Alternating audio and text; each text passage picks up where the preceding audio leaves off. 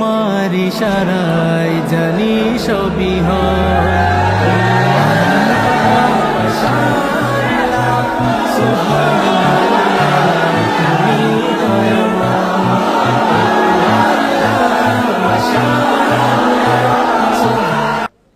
International Islamic university Chittagong IIUCর central অডিটোরিয়ামে আয়োজিত আজকের discourse on prophetic teaching methodology শিরোনামের এই শিক্ষা সেমিনারে আমাদের সবাইকে এরকম চমৎকার একটি পরিবেশে একত্রিত হওয়ার সুযোগ করে দিয়েছেন। আমরা সবাই পড়ছি কালিমাতুশ শুকর আলহামদুলিল্লাহ। আল্লাহর দরবারে শুকরিয়া জ্ঞাপনের পাশাপাশি আমি অত্র বিশ্ববিদ্যালয়ের কর্তৃপক্ষকে অন্তরের অন্তঃস্থল থেকে ধন্যবাদ এবং মোবারকবাদ জানাতে চাই এরকম চমৎকার একটি পরিবেশে চমৎকার একটি শিক্ষা সেমিনারের আয়োজন করবার জন্য। আজকের এই প্রোগ্রামে উপস্থিত আছেন অত্র বিশ্ববিদ্যালয়ের সম্মানিত ভাইস চ্যান্সেলর মহোদয়, ট্রাস্টি বোর্ডের সম্মানিত চেয়ারম্যান মহোদয়, ভাইস চেয়ারম্যান মহোদয়, বিভিন্ন অনুষদের ডিন মহোদয়, head of department, Professor's, lecturers, stuffs, media কর্মী, সাংবাদিক বন্ধুরা, ভলান্টিয়ার্স এবং প্রিয় শিক্ষার্থী বন্ধুরা, আমি সবাইকে আবারও অন্তরের অন্তঃস্থল থেকে শুভেচ্ছা জানিয়ে এবং মোবারকবাদ জানিয়ে প্রফেটিক টিচিং মেথোডোলজি এই শিরোনামে সামান্য কিছু আলোচনা শুরু করছি ইনশাআল্লাহ বিইذনিল্লাহ। আপনারা শুরুতেই শুনেছেন এটা কিছুটা একাডেমিক প্যাটার্নের আলোচনা হবে এবং একাডেমিক প্যাটার্নের আলোচনার একটা নেগেটিভ সাইড হচ্ছে একটু কাঠখোট্টা টাইপের আলোচনা হয় আর কি। মাহফিলে যেমনি আমরা খুব ইন্টারেক্ট করতে পারি, মাহফিলে যেমনি আমরা জিজ্ঞেস করি যে বলেন ঠিক কিনা, এইখানে হয়তো ওইরকম আমার যে চিরায়ত অভ্যাস সেটা হয়তো আপনারা দেখতে পাবেন না। ঠিক কিনা জোরে বলেন, আরও জোরে বলেন, আল্লাহু আকবার, সুবহান আল্লাহ, এগুলো হয়তো এখানে অতটা বলার সুযোগ হবে না যেহেতু একাডেমিক বা সেমি একাডেমিক একটা লেকচার, ফলে একাডেমিক একটা ভাইব এখানে আমরা রাখবার চেষ্টা করবো ইনশাআল্লাহ বিইذনিল্লাহ। সম্মানিত সুধীমণ্ডলী, প্রথমেই আমি জানতে চাচ্ছি যে আপনারা সবাই কেমন আছেন? আলহামদুলিল্লাহ, আমিও খুব ভালো আছি আলহামদুলিল্লাহ, সুম্মা আলহামদুলিল্লাহ। IIUC এই প্রতিষ্ঠানে আসলে, IIUCতে আসলে মনে হয় যে নিজের প্রতিষ্ঠানেই এসেছি, কেননা আমি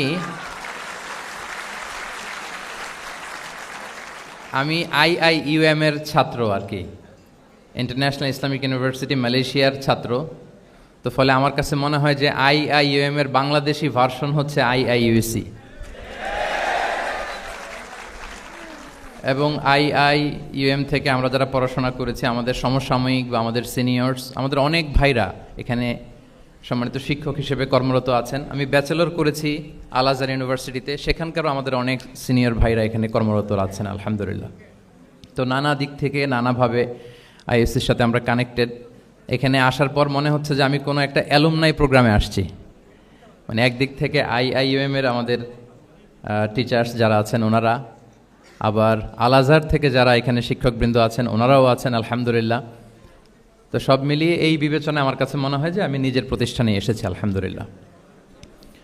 প্রথমে আমি বলে রাখছি যে আমি খুবই সম্মানিত বোধ করছি যে এরকম চমৎকার একটি শিক্ষা সেমিনারে আমাকে আলোচনা করবার সুযোগ দেওয়া হয়েছে এই চমৎকার বিশ্ববিদ্যালয়ে। আমার সামনে অনেক বিদগ্ধ স্কলার্স, রিসার্চার, বিদগ্ধ আলেমে দ্বীন, ওনাদেরকে আমি দেখতে পাচ্ছি।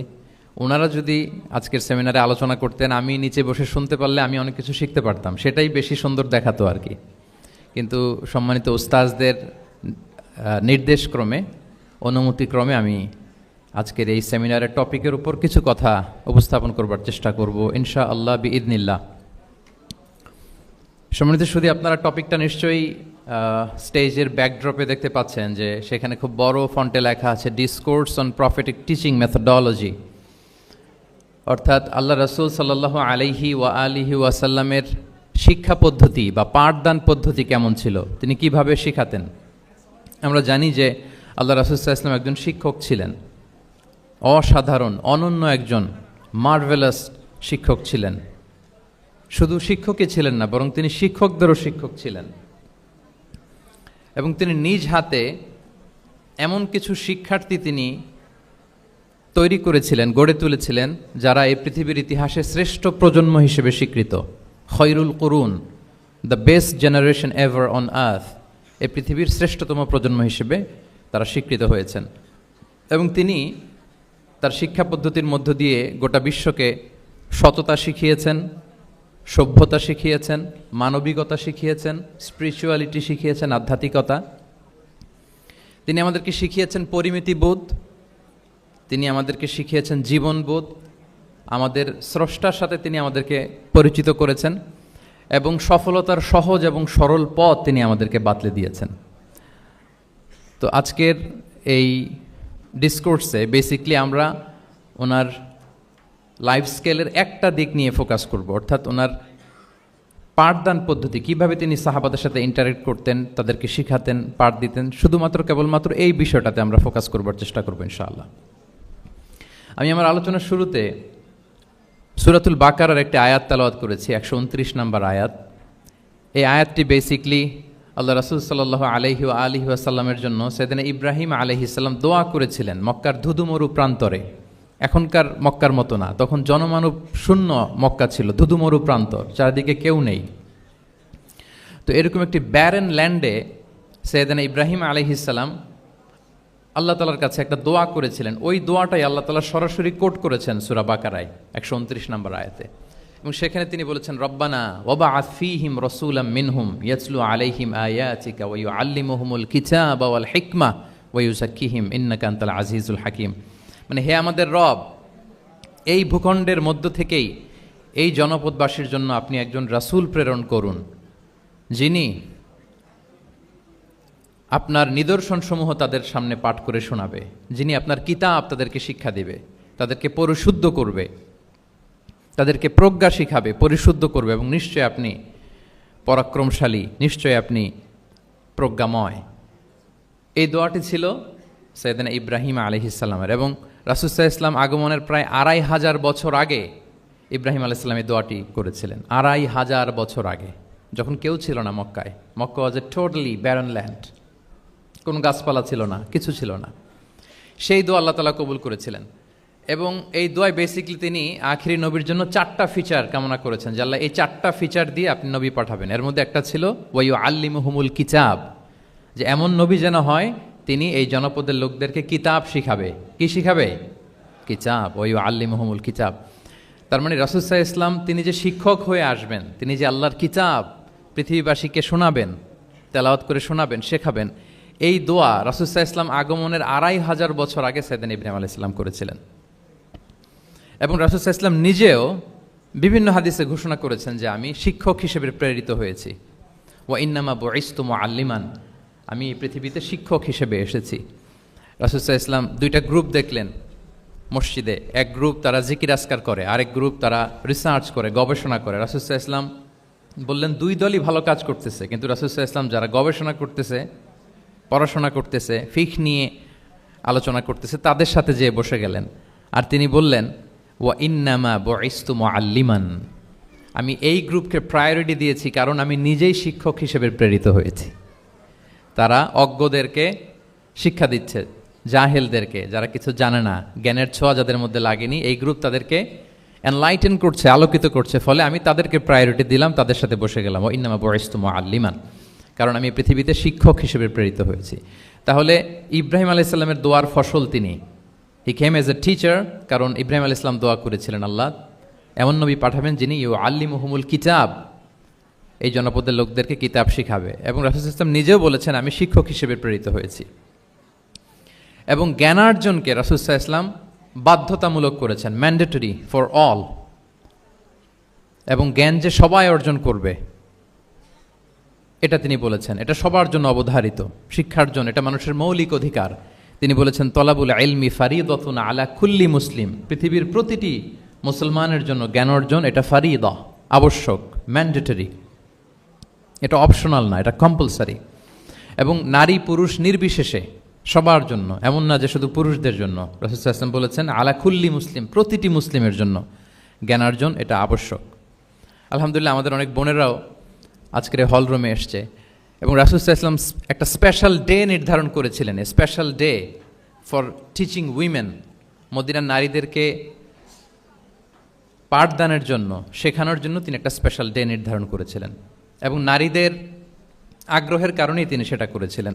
তারা একবার এসে রাসূল সাল্লাল্লাহু আলাইহি ওয়াসাল্লামকে বললেন যে গলাবানা আলাইকা রিজাল ফাজা আল্লানা ইয়াউমান মিন নাফসিক, হে নবী আমাদের মনে হচ্ছে পুরুষরা বেশি প্রায়োরিটি পেয়ে যায়, আপনি আমাদের জন্য স্পেশাল একটা ডে নির্ধারণ করেন, একটা দিন যে দিনে এসে আমরা আপনার কাছ থেকে অনেক কিছু শিখবো, জানবো। ফাওয়াআদাহুন্না ইয়াউমান লাকিয়াহুন্না ফীহি ফাওয়াআযাহুন। রাসূল সাল্লাল্লাহু আলাইহি ওয়াসাল্লাম তাদের এই আবেদনের প্রেক্ষিতে মদিনার নারীদের জন্য একটা special day for teaching women, মদিনার যে কমিউনিটিতে নারীরা ছিল তাদের জন্য রাসূল সাল্লাল্লাহু আলাইহি ওয়াসাল্লাম স্পেশাল একটা ডে নির্ধারণ করেছিলেন এবং সেদিন পুরুষ সাহাবীদেরকে গুরুত্ব না দিয়ে তিনি শুধু নারীদের বোনদের কোশ্চেন নিতেন, তাদেরকে তিনি পাঠদান করতেন, শিক্ষাদান করতেন। এবং জ্ঞানার্জনকে, জ্ঞানের আলোকে ছড়িয়ে দেয়াটা, এটা ছিল রাসূল সাল্লাল্লাহু আলাইহি ওয়াসাল্লামের মূলত মিশন। জ্ঞানের আলোকে তিনি বিশ্বময় ছড়িয়ে দিতে বলেছেন। নলেজ হ্যাজ নো বাউন্ডারিজ, এটার কোনো বাউন্ডারি থাকবে না, গোটা বিশ্বের জন্য আমরা জ্ঞানকে ছড়িয়ে দেই, এটার ব্যাপারে তিনি আমাদেরকে উদ্বুদ্ধ করেছেন। তিনি বলেছেন বাল্লিগু আন্নি ওয়ালাউ আয়া, আমার পক্ষ থেকে একটি কথা, একটি বাণী, একটি আয়াত হলেও তোমরা পৌঁছে দাও। তাহলে তিনি আমাদেরকে জ্ঞানের এই আলো বিশ্বময় ছড়িয়ে দিতে উদ্বুদ্ধ করেছেন এবং জ্ঞান লুকানোকে তিনি মহাপাপ বলেছেন। আপনার কাছে যদি নলেজ থাকে, সেই নলেজের ব্যাপারে যদি আপনাকে জিজ্ঞেস করা হয়, আপনি যদি এটা শেয়ার না করেন, তাহলে আপনি মহাপাপ করলেন।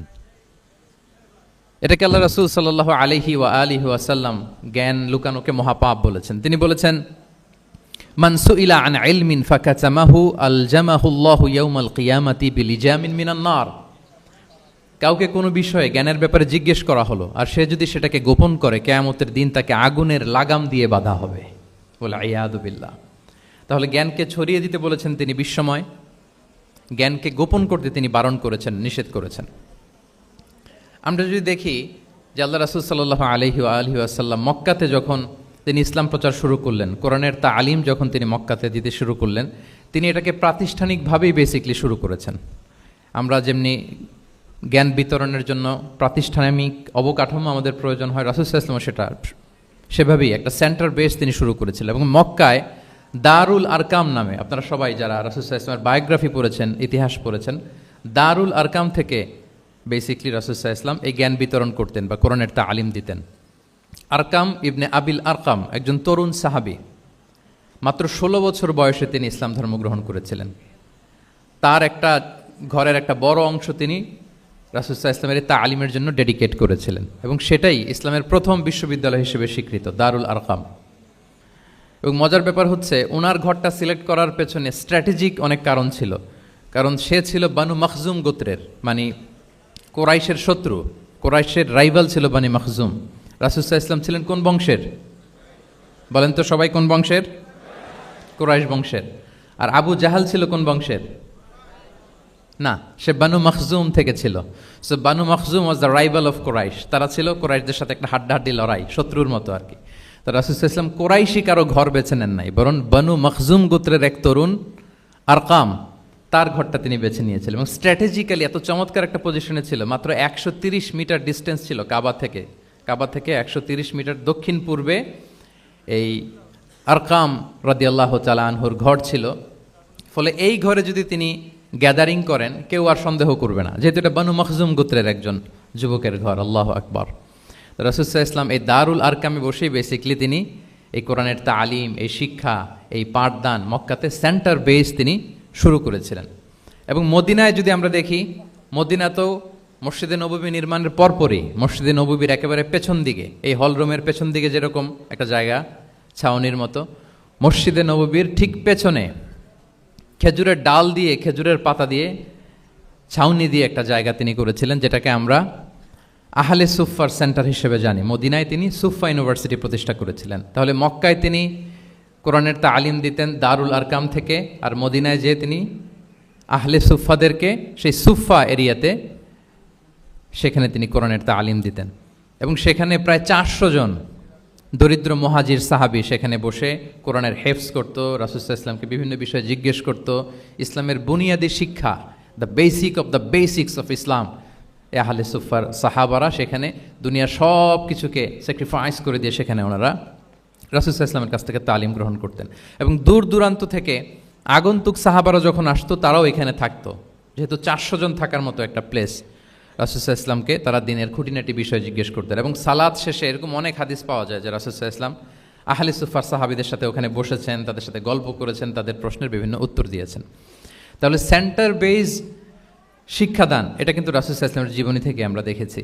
এবং যখন মসজিদে নববীর পেছনে আহলে সুফাদের 400 জনের পরে যখন আরও বেড়ে যাচ্ছিল, তখন রাসূল সাল্লাল্লাহু আলাইহি ওয়াসাল্লাম মসজিদের বাইরে মুকরিম বিন নাওফাল রাদিয়াল্লাহু তাআলা আনহুর একটা ঘরে আরেকটা সেন্টার করেছিলেন, এটাকে বলা হতো দারুল কুররা। এভাবে একটার পর একটা সেন্টার রাসূল সাল্লাল্লাহু আলাইহি ওয়াসাল্লাম তিনি নির্মাণ করেছেন এবং দ্বীনের বাণীকে তিনি ছড়িয়ে দিয়েছেন। এবং এখান থেকে যারা শিক্ষা অর্জন করতো, বেসিকলি তারা তো হেফজ করতো, কোরআনের যে আয়াতগুলো নাজিল হতো এগুলো হেফজ করতো, দিনের অন্যান্য বুনিয়াদি ব্যাপারে তারা শিক্ষা গ্রহণ করতেন। তো এই সাহাবীদেরকে কুররা বলা হতো। তাদেরকে আবার রাসূল সাল্লাল্লাহু আলাইহি ওয়াসাল্লাম বিভিন্ন এলাকাতে মুআল্লিম হিসেবে প্রেরণ করতেন। এটা রাসূল সাল্লাল্লাহু আলাইহি ওয়াসাল্লামের সুন্নাত ছিল যে কোনো এলাকায় দিনের শিক্ষা দেওয়ার জন্য আগে মুআল্লিম পাঠাতেন। আমরা জানি যে হিজরতের আগে রাসূল সাল্লাল্লাহু আলাইহি ওয়াসাল্লামের আগেও তিনি মদিনাতে একজন সাহাবীকে পাঠিয়েছিলেন, মুসআব বিন উমাইর। এটা জানি না আমরা সবাই, মুসআব বিন উমাইরকে তিনি পাঠিয়েছিলেন। খুবই ড্যাশিং চেহারার ছিল, খুবই অ্যারিস্টোক্রেট একটা ফ্যামিলির ছিল। উনি এত চমৎকার পারফিউম ইউজ করতেন, উনি কোনো রাস্তা দিয়ে হেঁটে গেলে সবাই বুঝতো এই রাস্তা দিয়ে কিছুক্ষণ আগে হেঁটে গিয়েছে মুসআব বিন উমাইর। তো বাংলা একটা কথা আছে, আগে দর্শনদারি পরে গুণ বিচারী, এরকম একটা কথা আছে না? সো মদিনার লোকটা যাতে ইসলামের প্রতি খুব দ্রুত অ্যাট্রাক্টেড হয়, এজন্য তিনি আবু বকর রাদিয়াল্লাহু তাআলা আনহুকে পাঠাননি, ওমরে ফারুককে পাঠাননি, বরং মুসআব বিন উমাইর রাদিয়াল্লাহু তাআলা আনহুকে মুআল্লিম হিসেবে, he was the first ambassador of Islam, প্রথম অ্যাম্বাসেডর হিসেবে তিনি মদিনায় গিয়েছিলেন। এবং মদিনাতে আহলে সুফার মধ্য থেকে যারা অগ্রগামী ছিল, দারুল কুররা থেকে যারা অগ্রগামী ছিল, তাদেরকে আল্লাহ রাসূল সাল্লাল্লাহু আলাইহি ওয়া আলিহি ওয়াসাল্লাম জ্ঞান বিতরণের জন্য, কোরআন শেখানোর জন্য বিভিন্ন জায়গায় পাঠাতেন। আপনারা উহুদের যুদ্ধের পরপরই বিরে মাউনার ঘটনা শুনে থাকবেন। সেখানে রাসূল সাল্লাল্লাহু আলাইহি ওয়াসাল্লাম 70 জন হাফেজ সাহাবী, মানে ওই সময় পর্যন্ত যতটুকু কোরআনের আয়াত নাজিল হয়েছিল এগুলো যারা মুখস্থ করে ফেলেছিলেন, এরকম 70 জন সাহাবীকে একটা এরিয়াতে তিনি পাঠিয়েছিলেন। এবং এটা আসলে বিট্রে করেছিল তারা বলেছিল যে আমরা তাদেরকে নিয়ে যাব আমাদের এলাকায়, তারা দিন পৌঁছাবে। কিন্তু এই 70 জন সাহাবীকে বিট্রে করে তারা হত্যা করেছিল, ওনারা শাহীদ হয়েছিলেন। এবং এতে রাসূল সাল্লাল্লাহু আলাইহি ওয়াসাল্লাম অনেক কষ্ট পেয়েছিলেন। যে সমস্ত গোত্র এই কাজের সাথে জড়িত ছিল, টানা 1 মাস তাদের বিরুদ্ধে রাসূল সাল্লাল্লাহু আলাইহি ওয়াসাল্লাম বদদোয়া করেছেন, কুনুতে নাজেলা করেছেন ফজরের সালাতের পরে। তাহলে এই যে ন্যারেশনগুলো, বর্ণনাগুলো আমি কেন উপস্থাপন করছি আপনাদের সামনে, এটা বোঝানোর জন্য যেটার পরম্পরাটা কীরকম, রাসূল সাল্লাল্লাহু আলাইহি ওয়াসাল্লাম কীভাবে কোন সেন্টার থেকে শুরু করলেন, তারপরে কিভাবে এটার ডেভেলপমেন্ট হচ্ছিল, তারপরে কিভাবে এটা আগাতে লাগলো। তাহলে রাসূল সাল্লাল্লাহু আলাইহি ওয়াসাল্লাম বিভিন্ন জায়গায় যে মুআল্লিম পাঠাতেন, এটার রেফারেন্সও আমরা পেলাম যে তিনি তো এখানে শেখাচ্ছেন, যখন অনেক বেড়ে গেল, চাহিদা বাইরে অনেক বেশি, তিনি এখান থেকে ছাত্রদেরকে, সাহাবাদেরকে বিভিন্ন জায়গায় মুআল্লিম হিসেবে প্রেরণ করতেন। এবং শিক্ষার বিনিময়ে তিনি বদরের যে বন্দীরা ছিল তাদের মুক্তিপণের অ্যানাউন্সমেন্ট করেছেন, র্যানসম, এটা আপনারা জানেন। আমি একটু কুইজ নিয়ে নেই আপনাদের। বলেন, বদরে মুসলমানদের পক্ষ থেকে শহীদ হয়েছিল কয়জন? কতজন? 14 জন, মাশাআল্লাহ। আর কুরাইশদের পক্ষ থেকে 70 জন।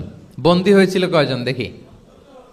হ্যাঁ, 70 জন তারা নিহত হয়েছিল আর 70 জন বন্দী হয়েছিল। তো বদরের যুদ্ধে এই 70 জন যারা কুরাইশদের মধ্যে থেকে বন্দী হয়েছিল, তাদের মুক্তিপণ হিসেবে ফিদিয়া, র্যানসম হিসেবে রাসূল সাল্লাল্লাহু আলাইহি ওয়াসাল্লাম 4000 দিরহামের অ্যানাউন্সমেন্ট করেছেন। মানে দিরহাম মানে হচ্ছে সিলভার কয়েন আর কি। তৎকালীন সময় দিনার হচ্ছে গোল্ড কয়েন আর দিরহাম মানে সিলভার কয়েন। তো রাসূল সাল্লাল্লাহু আলাইহি ওয়াসাল্লাম 4000 সিলভার কয়েনের ঘোষণা করেছেন যে তোমরা যদি মুক্তি পেতে চাও তাহলে 4000 রৌপ্য মুদ্রা দিয়ে, সিলভার কয়েন দিয়ে তারপরে তোমরা মুক্তি পেতে হবে। তখন তিনি অ্যানাউন্স করলেন যে কারো যদি এই সামর্থ্য না থাকে যে 4000 স্বর্ণ মুদ্রা দিয়ে তোমরা র্যানসম আদায় করতে পারবো না, তাহলে এই লোকদের মধ্য থেকে যারা লিখতে পড়তে জানে তারা যদি মদিনার 10 জন শিশুকে লেখাপড়া শিখিয়ে দেয় তাহলে এটা তাদের মুক্তিপণ হয়ে যাবে। আল্লাহু আকবার। তাহলে শিক্ষাটাকে রাসূল ইসলাম কিভাবে দেখতেন, এটাকে কতটা গুরুত্ব দিতেন? তখন কিন্তু মুসলমানদের আর্থিকভাবে খুব কঠিন অবস্থা যাচ্ছিল।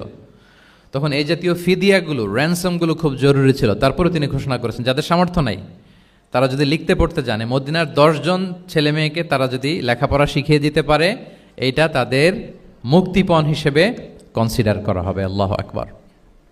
তাহলে সম্মানিত শুধু আমরা সেই ইব্রাহিম আলাইহিস সালাতু ওয়াস সালামের দোয়া থেকে শুরু করে বদরের যুদ্ধ পর্যন্ত চলে আসলাম যে রাসূল সাল্লাল্লাহু আলাইহি ওয়াসাল্লাম শিক্ষাটাকে, এডুকেশনকে এবং শিক্ষার বাণীকে বিশ্বময় ছড়িয়ে দিতে তিনি কীরকম পদক্ষেপ নিয়েছেন, ওভারঅল একটা আমরা আইডিয়া পেয়েছি। এটা ছিল আমার ইন্ট্রোডাক্টরি ডিসকাশন। এখন আমি মূল আলোচনায় চলে যাই যে রাসূল সাল্লাল্লাহু আলাইহি ওয়াসাল্লাম সাহাবাদেরকে যে তিনি শেখাতেন, ওনার পাঠদান পদ্ধতি কেমন ছিল।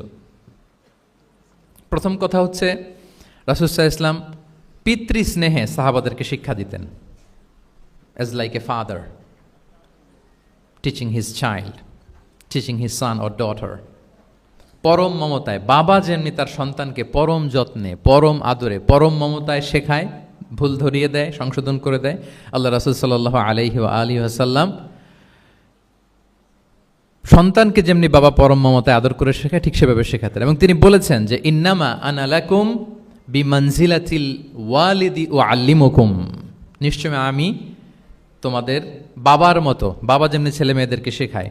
এবং এই হাদিসে এসছে যে রাসূল সাল্লাল্লাহু আলাইহি ওয়াসাল্লাম তাদেরকে শিখিয়েছেন সাহাবাদেরকে যে ওয়াশরুমে গেলে কিভাবে ক্লিন হইতে হবে, টু দ্য ডাইরেকশন অফ কেবলা বসা যাবে না, কেবলাকে পেছনে রেখে বসা যাবে না, এমনকি ঢিলাগুলো ইউজ করতে হলে ডান হাতে ইউজ করা যাবে না, বাঁ হাতে। তারপর এটা বেজোর হইতে হবে। এরকম ধরে ধরে উম্মাকে শিখিয়েছেন। নারীদের মেনস্ট্রুয়েশনাল পিরিয়ডের ব্যাপারে বিধানগুলো শিখিয়েছেন। স্বামী স্ত্রীর অন্তরঙ্গ মুহূর্তের ব্যাপারে মাসআলা কি, ব্যাপারগুলো কি, লিগ্যাল অপিনিয়ন কি, ধরে ধরে বাবা মা যেমনি ছেলে মেয়েদেরকে ধরে ধরে শিখিয়ে দেয় যে এইভাবে this is good and this is bad, dos and don'ts যেমনি মা বাবা শেখায়, আল্লাহ রাসূল সাল্লাল্লাহু আলাইহি ওয়াসাল্লাম বলেন ইন্নামা আনা লাকুম বিমানজিলাতিল ওয়ালিদি ওয়া আল্লিমুকুম, আমি তোমাদের বাবার মতো, বাবা যেমনি শেখায় পরম মমতায়, এভাবে আমি তোমাদেরকে শিক্ষা দিই। এবং রাসূল সাল্লাল্লাহু আলাইহি ওয়াসাল্লাম খুব সহজ করে উপস্থাপন করতেন, কোনো কিছুকে জটিল করতেন না। এটা কিন্তু একজন আদর্শ শিক্ষকের বৈশিষ্ট্য। মানে as easier as you can, যত সহজ করে আপনি আপনার প্রেজেন্টেশনটা করতে পারবেন, তত বেশি আপনার শিক্ষার্থীরা আপনার কাছ থেকে ওই মেসেজ, ওই শিক্ষা, সেটা ওই বার্তাটা তারা গ্রহণ করতে পারবে। এবং সহিহ মুসলিমের হাদিস, আল্লাহ রাসূল সাল্লাল্লাহু আলাইহি ওয়াসাল্লাম তিনি বলেন ইন্নাল্লাহা লাম ইয়াবআসনি মুআন্নিতান ওয়ালা মুতাআন্নিতান ওয়ালাকিন বাআসানি মুআল্লিমান মুয়াসসিরান। আল্লাহু আকবার। আল্লাহ তাআলা আমাকে কঠোরতা আরোপকারী, জটিলকারী করে প্রেরণ করেননি, বরং সহজভাবে, সহজ পন্থায় শিক্ষাদানকারী শিক্ষক হিসেবে প্রেরণ করেছেন। লিটারেলি তিনি মুয়াসসিরান শব্দটা ব্যবহার করেছেন। যেহেতু এখানে ইসলামিক স্টাডিজ, কোরআন, হাদিস যে ডিপার্টমেন্টের শিক্ষার্থী বন্ধুরা আপনারা যারা আছেন, আপনারা শব্দের অর্থটা লিটারেলি বুঝতে পারতেছেন। তিনি বলেছেন মুআল্লিমান মুয়াসসিরান, আমি সহজপন্থী শিক্ষক হিসেবে প্রেরিত হয়েছি। কোনো জিনিসকে কঠোরতা আরোপ করার জন্য, কঠিন করে প্রেজেন্ট করার জন্য আল্লাহ আমাকে পাঠাননি। রাসূল সাল্লাল্লাহু আলাইহি ওয়াসাল্লাম use to make things easy and easy, খুব সহজ করে উপস্থাপন করতেন। এবং রাসূল সাল্লাল্লাহু আলাইহি ওয়াসাল্লামের শিক্ষাদান পদ্ধতি ছিল অপটিমিস্টিক, আশাব্যঞ্জক, আশাবাদী। অর্থাৎ তিনি যখন কিছু বলতেন, শেখাতেন, মানুষ আশাবাদী হয়ে উঠত, কনফিডেন্ট পেত, ভয় পেত না। আমরা অনেক সময় মানুষকে খুব ভয় দেখাই। রাসূল সাল্লাল্লাহু আলাইহি ওয়াসাল্লাম কাউকে যখন কোনো দায়িত্ব দিয়ে কোথাও প্রেরণ করতেন, ওনার বিখ্যাত হাদিস তিনি বলতেন ইয়াসসিরু ওয়ালা তুআসসিরু বাশশিরু ওয়ালা তুনাফিরু, সহজ করো, কঠিন করো না, সুসংবাদ দাও, দিন থেকে মানুষকে ভাগিয়ে দিও না। মানে আমাদের প্রেজেন্টেশন যেন এমন না হয় যে আমাদের কথা শুনে মানুষ ভাগে, কাছে কাছে আসে না, বরং এমনভাবে প্রেজেন্টেশন করো যাতে মানুষ কাছে আসে, কমফোর্ট ফিল করে, ওইটাকে রিসিভ করে এবং জীবনের সাথে সে অ্যাডজাস্ট করতে পারে। এবং তিনি যখন বুঝাতেন, সাহাবাদেরকে যখন কোনো জিনিস বুঝাতেন, খুব ধীরস্থিরভাবে কথা বলতেন। কখনো কথা বলার ক্ষেত্রে রাশিং করতেন না, তাড়াহুড়ো করতেন না, নেভার এভার। এবং অনেক সাহাবারা খুব দ্রুত হাদিস বর্ণনা করলে আম্মা জান আয়েশা রাদিয়াল্লাহু তাআলা আনহা এটা অপছন্দ করতেন। বিশেষ করে আবু হুরায়রা রাদিয়াল্লাহু তাআলা আনহুর ব্যাপারে তিনি অবজেকশন দিয়েছিলেন যে তুমি যেভাবে বলো, নবী সাল্লাল্লাহু আলাইহি ওয়াসাল্লাম কিন্তু এত দ্রুত বলতেন না, তুমি যেমনি গড়গড় করে বর্ণনা করো, আল্লাহ রাসূল সাল্লাল্লাহু আলাইহি ওয়াসাল্লাম এত দ্রুত বর্ণনা করতেন না। লাম ইয়াকুন ইয়াসরুদুল হাদিসা কাসারদিকুম কানা ইউহাদ্দিসু হাদিসান লাউ আদ্দাহুল আদ্দুলা আহসাহু, এমনভাবে প্রিয় নবী কথা বলতেন যে কেউ যদি চাইতো তিনি এই কথার মধ্যে কয়টা বাক্য বলেছেন, কয়টা শব্দ বলেছেন, চাইলে হাতে গুনে ফেলতে পারত। এত প্রেসাইজ অ্যান্ড ক্লিয়ার ছিল। তিনি কয়টা বাক্য বললেন এই বক্তব্যে, কয়টা শব্দ বললেন, এটাও গুনে ফেলা যেত। আল্লাহু আকবার। কানা ইয়াতাকাল্লামু বিকালামিন বাইনাহু ফাসলুন ইয়াহফাযুহু মান জালাসা ইলাই। এবং কথা বলতে বলতে মাঝখানে পজ দিতেন, মানে একটু থামতেন, ফলে যারা শুনতো তারা একেবারে মুখস্থই করে ফেলতে পারত। আল্লাহু আকবার। এটা কিন্তু একজন আদর্শ শিক্ষকের বৈশিষ্ট্য, যে যখন আমরা ক্লাস নিব, যখন আমরা বুঝাবো, খুব ধীরস্থিরভাবে আমি কথা বলবো, মাঝে মাঝে পজ দিব। রাসূল সাল্লাল্লাহু আলাইহি ওয়াসাল্লাম পজ দিতেন, থামতেন, যাতে ছাত্ররা নিতে পারে। সব শিক্ষার্থীদের এক ধরনের ক্যাপাসিটি না, ক্যাপাসিটি ইস্যু নিয়ে আমি সামনে কথা বলতেছি ইনশাআল্লাহ। তো তাহলে এইভাবে তিনি বেসিকলি তালিম দিতেন বা প্রেজেন্ট করতেন। আচ্ছা, শিক্ষা দেওয়ার ক্ষেত্রে দুইটা ধরন ছিল রাসূল সাল্লাল্লাহু আলাইহি ওয়াসাল্লামের। কখনো হয়তো 1-on-1 মিটিং, একজন সাহাবীকে টার্গেট করে তাকে কিছু শেখাচ্ছেন, জানাচ্ছেন বা বলছেন। আবার কখনো একজন না, একাধিক সাহাবী বা অনেক সাহাবীদেরকে, অনেক মানুষকে তিনি অ্যাড্রেস করছেন। তাহলে এই দুইভাবে তিনি অ্যাড্রেস করতেন। এক নাম্বার হচ্ছে প্রাইভেট লার্নিং সেশন, আর একটা হচ্ছে পাবলিক লার্নিং সেশন। দুইটাই রাসূল সাল্লাল্লাহু আলাইহি ওয়াসাল্লামের সিরা যদি আপনি স্ক্যানিং করেন আপনি পাবেন। প্রাইভেটলি এরকম অনেক হাদিস পাওয়া যায়, যে হাদিসগুলোতে দেখা যায় যে রাসূল সাল্লাল্লাহু আলাইহি ওয়াসাল্লাম 1-on-1 মিটিং করেছেন, শুধু একজনকে কিছু শেখাচ্ছে। এটা স্পেশালি হতো যখন তিনি কারোর সাথে রাইড শেয়ার করতেন। রাইড অর্থাৎ তিনি উঠেছিলেন, ওটের পেছনে আরেকজন সাহাবী বসা, তিনি গাধার উপরে বসা, পেছনে আরেক সাহাবী বসা, তিনি খচ্চরের উপর বসা, আরেক সাহাবী বসা। যখন তিনি রাইড শেয়ার করতেন, এরকম ভুরি ভুরি হাদিস আপনারা পাবেন, যে মুআয ইবনে জাবাল বলতেছে যে কুনতু রদিফা রাসূলিল্লাহ, কুনতু খালফা রাসূলিল্লাহ। আমরা একবার আল্লাহ রাসূল সাল্লাল্লাহু আলাইহি ওয়াসাল্লামের সাথে আমি একবার ওটের পেছনে বসা ছিলাম। আব্দুল ইবনে আব্বাস বলতেছেন আমি ওটের পেছনে বসা ছিলাম। ফদল ইবনে আব্বাস বলতেছেন আমি একবার একটা খচ্চরের পেছনে বসা ছিলাম। When he was sharing his riding যখন শেয়ার করতেন, ওই মুহূর্তগুলো তেমন চমৎকার চমৎকার কিছু বার্তা রাসূল সাল্লাল্লাহু আলাইহি ওয়াসাল্লাম ওই সাহাবীদেরকে দিয়েছেন, যেগুলো আমরা হাদিস গ্রন্থগুলোতে পড়ে অবাক হয়ে যাই। তাহলে এক নাম্বার হচ্ছে private learning session, 1-on-1 meeting, যেটা 1-to-1 কনভারসেশন, ভেরি ইন্টারেক্টিভ। এটা অন্য কেউ নাই, একজন সাহাবীকে কিছু বলছেন, একজনের সাথে বসা। আচ্ছা, এরকম একটা ছোট্ট হাদিস যদি শেয়ার করি, আব্দুল্লাহ ইবনে আব্বাস রাদিয়াল্লাহু তাআলা আনহু উনি বলেন, কুনতু খালফা রাসূলিল্লাহি সাল্লাল্লাহু আলাইহি ওয়াসাল্লাম ইয়াওমান। একদিন আমি, এই যে দেখেন বর্ণনা ভঙ্গি কেমন, একদিন আমি রাসূল সাল্লাল্লাহু আলাইহি ওয়াসাল্লামের পেছনে বসা, মানে কোনো একটা ওটের উপর বা গাধার উপরে বসা। ফাকালা, তিনি বললেন, ইয়া গুলাম, হে কিশোর। রাসূল সাল্লাল্লাহু আলাইহি ওয়াসাল্লামের শব্দ চয়নগুলো অসাধারণ। আমরা অনেক হাদিস আজকে শেয়ার করার চেষ্টা করব, আপনি বাক্য চয়ন, শব্দ চয়ন শুনলে অবাক হবেন। ইয়া গুলাম, হে কিশোর, ইন্নী ও আল্লিমুকা কালিমাতিন, আমি তোমাকে চমৎকার কিছু কথা শিখিয়ে দিচ্ছি, শোনো। তখন কিন্তু কেউ নাই। এই হাদিস উনি বর্ণনা না করলে আমরা জানতে পারতাম না, কারণ ওনারা এক ওটের উপরে বা ঘোড়ার উপরে ছিলেন। পরে যখন আব্দুল ইবনে আব্বাস এটা ন্যারেট করলেন, তখন আমরা জানতে পেরেছি। তো এটা ছিল প্রাইভেট লার্নিং সেশন, শুধু ওনার সাথে। তোমাকে কিছু কথা শিখিয়ে দেই। ইহফাদিল্লাহ ইয়াহফাযকা, ইহফাদিল্লাহ তাজিদহু তুজাহাক। এটা অনেকের মুখস্থ আছে না, বিখ্যাত হাদিস, আল আরবাউন আন-নববিয়ার ভেতরেও আছে। তুমি আল্লাহর বিধানগুলোকে সংরক্ষণ করো, রক্ষণাবেক্ষণ করো, টেক কেয়ার করো, আল্লাহ তোমার টেক কেয়ার করবেন।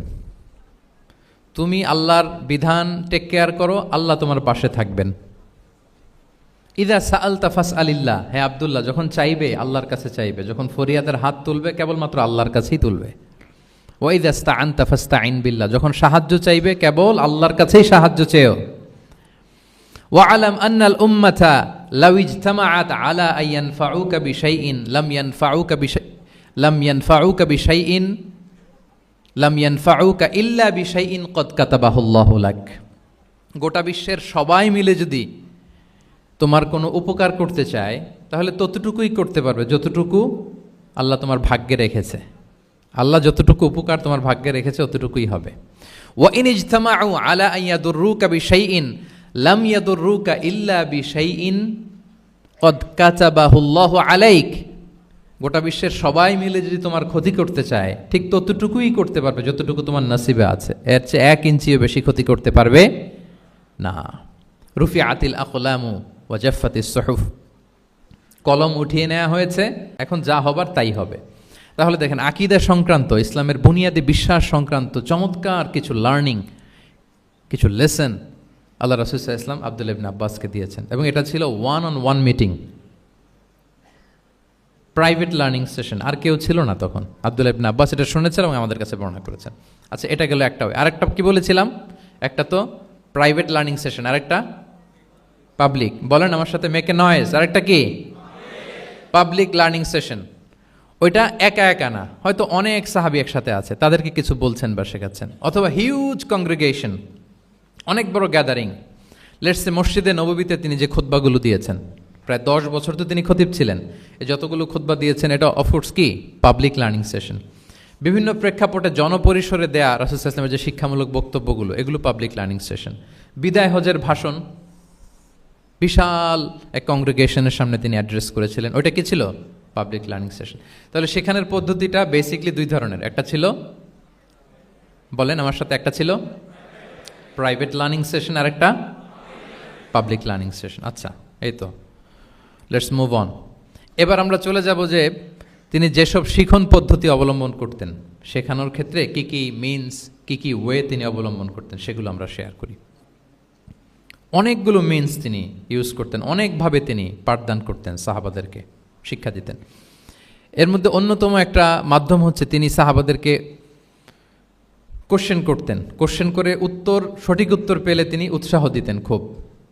মনে রাখতে হবে রাসূল সাল্লাল্লাহু আলাইহি ওয়াসাল্লামের শিক্ষাটা বেসিকলি ছিল Q&A বেসড। সামনে আমরা ইন ডেপথ যখন আরও ঢুকবো, basically oral based, oral session ছিল, মুখে মুখে।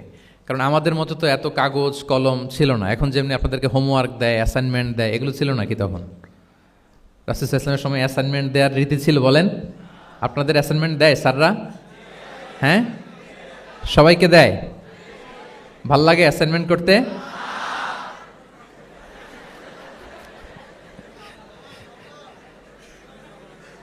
ভাল লাগে না? আচ্ছা, ভাল লাগে কার কার দেখি, হাত তোলেন। সর্বনাশ, মাত্র 3-4 জন হাত তুলে বলতেছে যে ভাল লাগে এদের। আচ্ছা, ভাল লাগে না কার কার দেখি? ইয়া আল্লাহ, আল্লাহ তাআলা হেদায়েত দান করুক আমাদেরকে। আচ্ছা, এবার 2 বারের একবারও যারা হাত তোলেন নাই তারা হাত তোলেন। একদল আছে খুব চালাক, ভাবে যে কোন দলে কখন হাত তুলে আবার কোন বিপদে পড়ি। তো এই যে এখন স্যাররা হোমওয়ার্ক দেন, কাজ দেন, অ্যাসাইনমেন্ট দেন, এটা তো ওই সময় ছিল না। ফলে এটা রাসূল সাল্লাল্লাহু আলাইহি ওয়াসাল্লামের পাঠদান পদ্ধতিটা বেসিকলি ছিল Q&A বেসড, প্রশ্নোত্তর পর্ব। সাহাবারা জিজ্ঞেস করতেন, না জানলে রাসূল সাল্লাল্লাহু আলাইহি ওয়াসাল্লাম আবার জিজ্ঞেস করতেন, দেখি ওরা জানে কি না। এরকম অনেকভাবে তিনি শেখাতেন, আমরা সামনের দিকে আরও দেখব। তো রাসূল সাল্লাল্লাহু আলাইহি ওয়াসাল্লাম সাহাবাদেরকে প্রশ্ন ছুড়তেন, তিনি ট্রাই করতেন, দেখতেন যে দেখি ওরা পারে কিনা, ব্যাপারটা জানে কিনা। যদি কেউ সঠিক আনসার দিতে পারতো, রাসূল সাল্লাল্লাহু আলাইহি ওয়াসাল্লাম খুব উৎসাহ দিতেন, তাদেরকে প্রশংসা করতেন এবং উৎসাহ দিতেন। স্যাররা যখন আমাদের ক্লাসে প্রশংসা করে, ভাল লাগে না আমাদের? আমার প্রেজেন্টেশন খুব প্রশংসা করলো, আমার অ্যাসাইনমেন্টের খুব প্রশংসা করলো, আমাকে ইন্সপায়ার করলো, আমি আরও মোটিভেটেড হব না? হয়তো আমরা নাকি হই। তো রাসূল সাল্লাল্লাহু আলাইহি ওয়াসাল্লাম এটাই করতেন। উবাই ইবনে কাআব রাদিয়াল্লাহু তাআলা আনহুকে উনি প্রশ্ন করলেন, আল্লাহ রাসূল সাল্লাল্লাহু আলাইহি ওয়া আলিহি ওয়াসাল্লাম প্রশ্ন করলেন যে, ইয়া আবাল মুনজির, এটা ওনার কুনিয়া, আতাদরি আইয়ু আয়াতিন মিন কিতাবিল্লাহি মাআকা আ'যাম, তুমি কি জানো যে আল্লাহর কিতাবের কোন আয়াতটা সর্বশ্রেষ্ঠ? সর্বশ্রেষ্ঠ আয়াত কোনটা তুমি জানো? তখন উবাই ইবনে কাআব রাদিয়াল্লাহু তাআলা আনহু বললেন যে, আল্লাহু লা ইলাহা ইল্লা হুয়াল হাইয়ুল কাইয়্যুম, মানে আয়াতুল কুরসি। এটা কোন আয়াত? আয়াতুল কুরসি। এটা ফরজ সালাতের পর আমরা সবাই পড়ি তো নাকি? হ্যাঁ, মান কারা আয়াতুল কুরসি দুবরা কুল্লি সালাতিন মাকতুবাতিন লাম ইয়ামনাহু মিন দুখুলিল জান্নাতি ইল্লাল মাউত। ফরজ সালাতের পরে যারা আয়াতুল কুরসি পড়ে, তার জান্নাতে প্রবেশে কোনো বাধা থাকে না, একটা জিনিস ছাড়া, মানে মৃত্যু, মরণ। লোকটা মরে না, তাই জান্নাতে যায় না। মরলেই জান্নাতি। তো হে উবাই, হে ইয়া আবাল মুনজির, তুমি কি জানো কোরআনের সর্বশ্রেষ্ঠ আয়াত কোনটা? তিনি বললেন যে আয়াতুল কুরসি। এটা শুনে রাসূল সাল্লাল্লাহু আলাইহি ওয়াসাল্লাম খুব খুশি হলেন। খুশি কি করলেন? ফাদারাবা ফি সদরি, তিনি বললেন যে তিনি আমার বুকে একটা আলতো চাপড় দিলেন। এটা ভালোবাসার আলতো চাপড়, এরকম উৎসাহ দেওয়ার জন্য, যে সাবাস। আমরা মাঝে পিঠে কাউকে আলতো চাপড় দিয়ে কি বলি? ব্রেভো, সাবাস, মাশাআল্লাহ, এগুলো বলি না? তো রাসূল সাল্লাল্লাহু আলাইহি ওয়াসাল্লাম বুকে আলতো চাপড় দিয়ে বললেন, ওয়াল্লাহি লিয়াহনিকাল ইলমু আবাল মুনজির, তোমার ইলম, তোমার জ্ঞান কল্যাণময় হোক হে আবাল মুনজির। মোবারক হোক তোমার জন্য তোমার ইলম, may knowledge be pleasant for you, তোমার জ্ঞানটা বরকতময় হোক, কল্যাণময় হোক। তাহলে তিনি যখন সঠিক উত্তর দিতে পারলেন, রাসূল ইসলাম খুশি হয়ে বকে আলতো চাপড় দিয়ে তার প্রশংসা করলেন, তার জন্য দোয়া করলেন। রাসূল ইসলাম এভাবে উৎসাহ দিতেন। এতে করে কি হয়, শিক্ষার্থীদের কনফিডেন্ট বাড়ে। কি হয় যে স্যার যখন আমাকে এত কিছু বলতেছে, তাহলে নিশ্চয়ই আমি কিছু একটা ভালো কিছু করছি, আমাকে দিয়ে কিছু একটা হবে। আমাকে দিয়ে, আমরা অনেক সময় ভুল করে বলে ফেলি যে তোকে দিয়ে কিছুই হবে না, বলে ফেলি না? এতে হয় কি, কনফিডেন্ট কমে যায়। মা বাবারাও এটা করে যে তুই কিছুই পারবি না, তোকে দিয়ে কিছুই হবে না। বাংলাদেশে একটা বিখ্যাত কথা আছে, ওই যে ছেলে মেয়ে এ প্লাস না পেলে পাশের বাড়ির কেউ পেলে বলে যে ওর পা ধোয়া পানি খা। কি বলে, তুই এ প্লাস পাইলি না, ওই দেখ ওই বাড়িতে পেয়ে গেল, ওর কি খা, পা ধোয়া পানি খা। তো আসলে এতে কি হয়, কনফিডেন্স কমে যায় ছেলে মেয়েদের। এটা যেন আমরা না বলি, বরং ওদেরকে ইন্সপায়ার করতে হবে, হ্যাঁ, উৎসাহিত করতে হবে, প্রশংসা করতে হবে। সাহাবীদের ভালো কিছু দেখলে সঠিক উত্তর তারা দিতে বলে রাসূল ইসলাম এভাবে প্রশংসা করতেন। আচ্ছা, গেল, এটা একটা পদ্ধতি। আরেকটা হচ্ছে, কোনো গুরুত্বপূর্ণ জিনিসকে এমফেসাইজ করার জন্য রাসূল ইসলাম রেপিটেশন করতেন, তাকরার করতেন। গুরুত্বপূর্ণ জিনিসকে তিনি 3 বার উল্লেখ করতেন, তাকরার করতেন। আত্তাকওয়া হা হুনা, আত্তাকওয়া হা হুনা, আত্তাকওয়া হা হুনা, ওয়া ইউশিরু ইলা সদরিহি সালাসা মাররাত। তাকওয়া এখানে, এখানে, এখানে 3 বার। একবার বললেই তো হয়ে যায়, 3 বার কেন বলেন? এটা গুরুত্বপূর্ণ, ভেরি ইম্পর্টেন্ট ইস্যু। গুরুত্ব বোঝানোর জন্য, এমফেসাইজ করতে যে তিনি কোনো জিনিসকে কয়বার বলতেন? 3 বার। বিদায় হজের ভাষণ যখন দিলেন, ভাষণ দেয়া শেষ, এবার বলতেছে আল্লাহুম্মা হাল বাল্লাগতু, আল্লাহুম্মা হাল বাল্লাগতু, আল্লাহুম্মা হাল বাল্লাগতু, আল্লাহুম্মা ফাশহাদ। 3 বার বললেন যে আল্লাহ আমাকে যা পৌঁছাতে বলেছেন, হে মহাসমাবেশ তোমরা বলো আমি কি পৌঁছাতে পেরেছি? আমি কি ঠিকঠাক পৌঁছালাম? আমি কি সব তোমাদেরকে বলেছি? সাক্ষ্য দাও, সাক্ষ্য দাও। সবাই বললো ইয়া রাসূলুল্লাহ, আল্লাহ যেমনটি বলেছেন সব আপনি আমাদের কাছে পৌঁছে দিয়েছেন, কিছু লুকোচুরি করেন নাই, কিছু লুকান নাই। তাহলে 3 বার জানতে চাইলেন, কয়বার? হ্যাঁ, এটা রাসূল সাল্লাল্লাহু আলাইহি ওয়াসাল্লামের একটা গুরুত্বপূর্ণ অভ্যেস ছিল, যে যেটাকে তিনি এমফেসাইজ করতে চাইতেন, যেটা গুরুত্বপূর্ণ কোনো বিষয়, এটাকে তিনি রিপিট করতেন বারবার, সাধারণত 3 বার। সাধারণত কয়বার? তাহলে গুরুত্বপূর্ণ জিনিসগুলো আমরা বারবার বলবো, যাতে আমাদের শিক্ষার্থীরা সহজে সেটা মুখস্থ করে ফেলতে পারে। আচ্ছা, আবার রাইডিং শেয়ারের আর একটা ঘটনা। মুআয ইবনে জাবাল রাদিয়াল্লাহু তাআলা আনহু, উনি একবার রাসূল সাল্লাল্লাহু আলাইহি ওয়াসাল্লামের সাথে বাহনের পেছনে ছিলেন, হয়তো উট। কুনতু রিদফান নবী, মুআয ইবনে জাবাল বলেন, আমি রাসূল সাল্লাল্লাহু আলাইহি ওয়াসাল্লামের পেছনে একবার বসা ছিলাম। তো তখন হঠাৎ করে রাসূল সাল্লাল্লাহু আলাইহি ওয়াসাল্লাম আমাকে ডাক দিলেন। রাসূল সাল্লাল্লাহু আলাইহি ওয়াসাল্লাম সামনে, মুআয ইবনে জাবাল পেছনে। হঠাৎ ডেকে বললেন, ইয়া মুআয ইবনে জাবাল, হে মুআয ইবনে জাবাল। তো তিনি বললেন খুব বিনয়ের সাথে, কুলতু লাব্বাইকা রাসূলুল্লাহি ওয়া সাআদাইক, মানে হে আল্লাহ রাসূল আমি হাজির, আমি প্রস্তুত। হে আল্লাহ রাসূল আপনি খালি অর্ডার করেন, বান্দা হাজির। আমরা এরকম বলি না মাঝে মাঝে বাংলায়, কি বলি? বান্দা হাজির, মানে আমি আছি আপনার খেদমত, আপনি বলেন। তো রাসূল সাল্লাল্লাহু আলাইহি ওয়াসাল্লাম বললেন, ইয়া মুআয ইবনে জাবাল লাব্বাইকা রাসূলুল্লাহি ওয়া সাআদাইক, ইয়া রাসূলুল্লাহ আমি হাজির। কিন্তু রাসূল সাল্লাল্লাহু আলাইহি ওয়াসাল্লাম কিছু বলেন না, কিছুই বলেন না। আবার যাচ্ছে, উট যাচ্ছে যাচ্ছে যাচ্ছে, কয়েক মিনিট পরে আবার ডাক দিলেন, ইয়া মুআয ইবনে জাবাল, হে মুআয। উনি একই কথা, লাব্বাইকা রাসূলুল্লাহ সাআদাইক, হে আল্লাহ রাসূল আমি হাজির, উপস্থিত। আবার ইয়া মুআয ইবনে জাবাল, হে মুআয।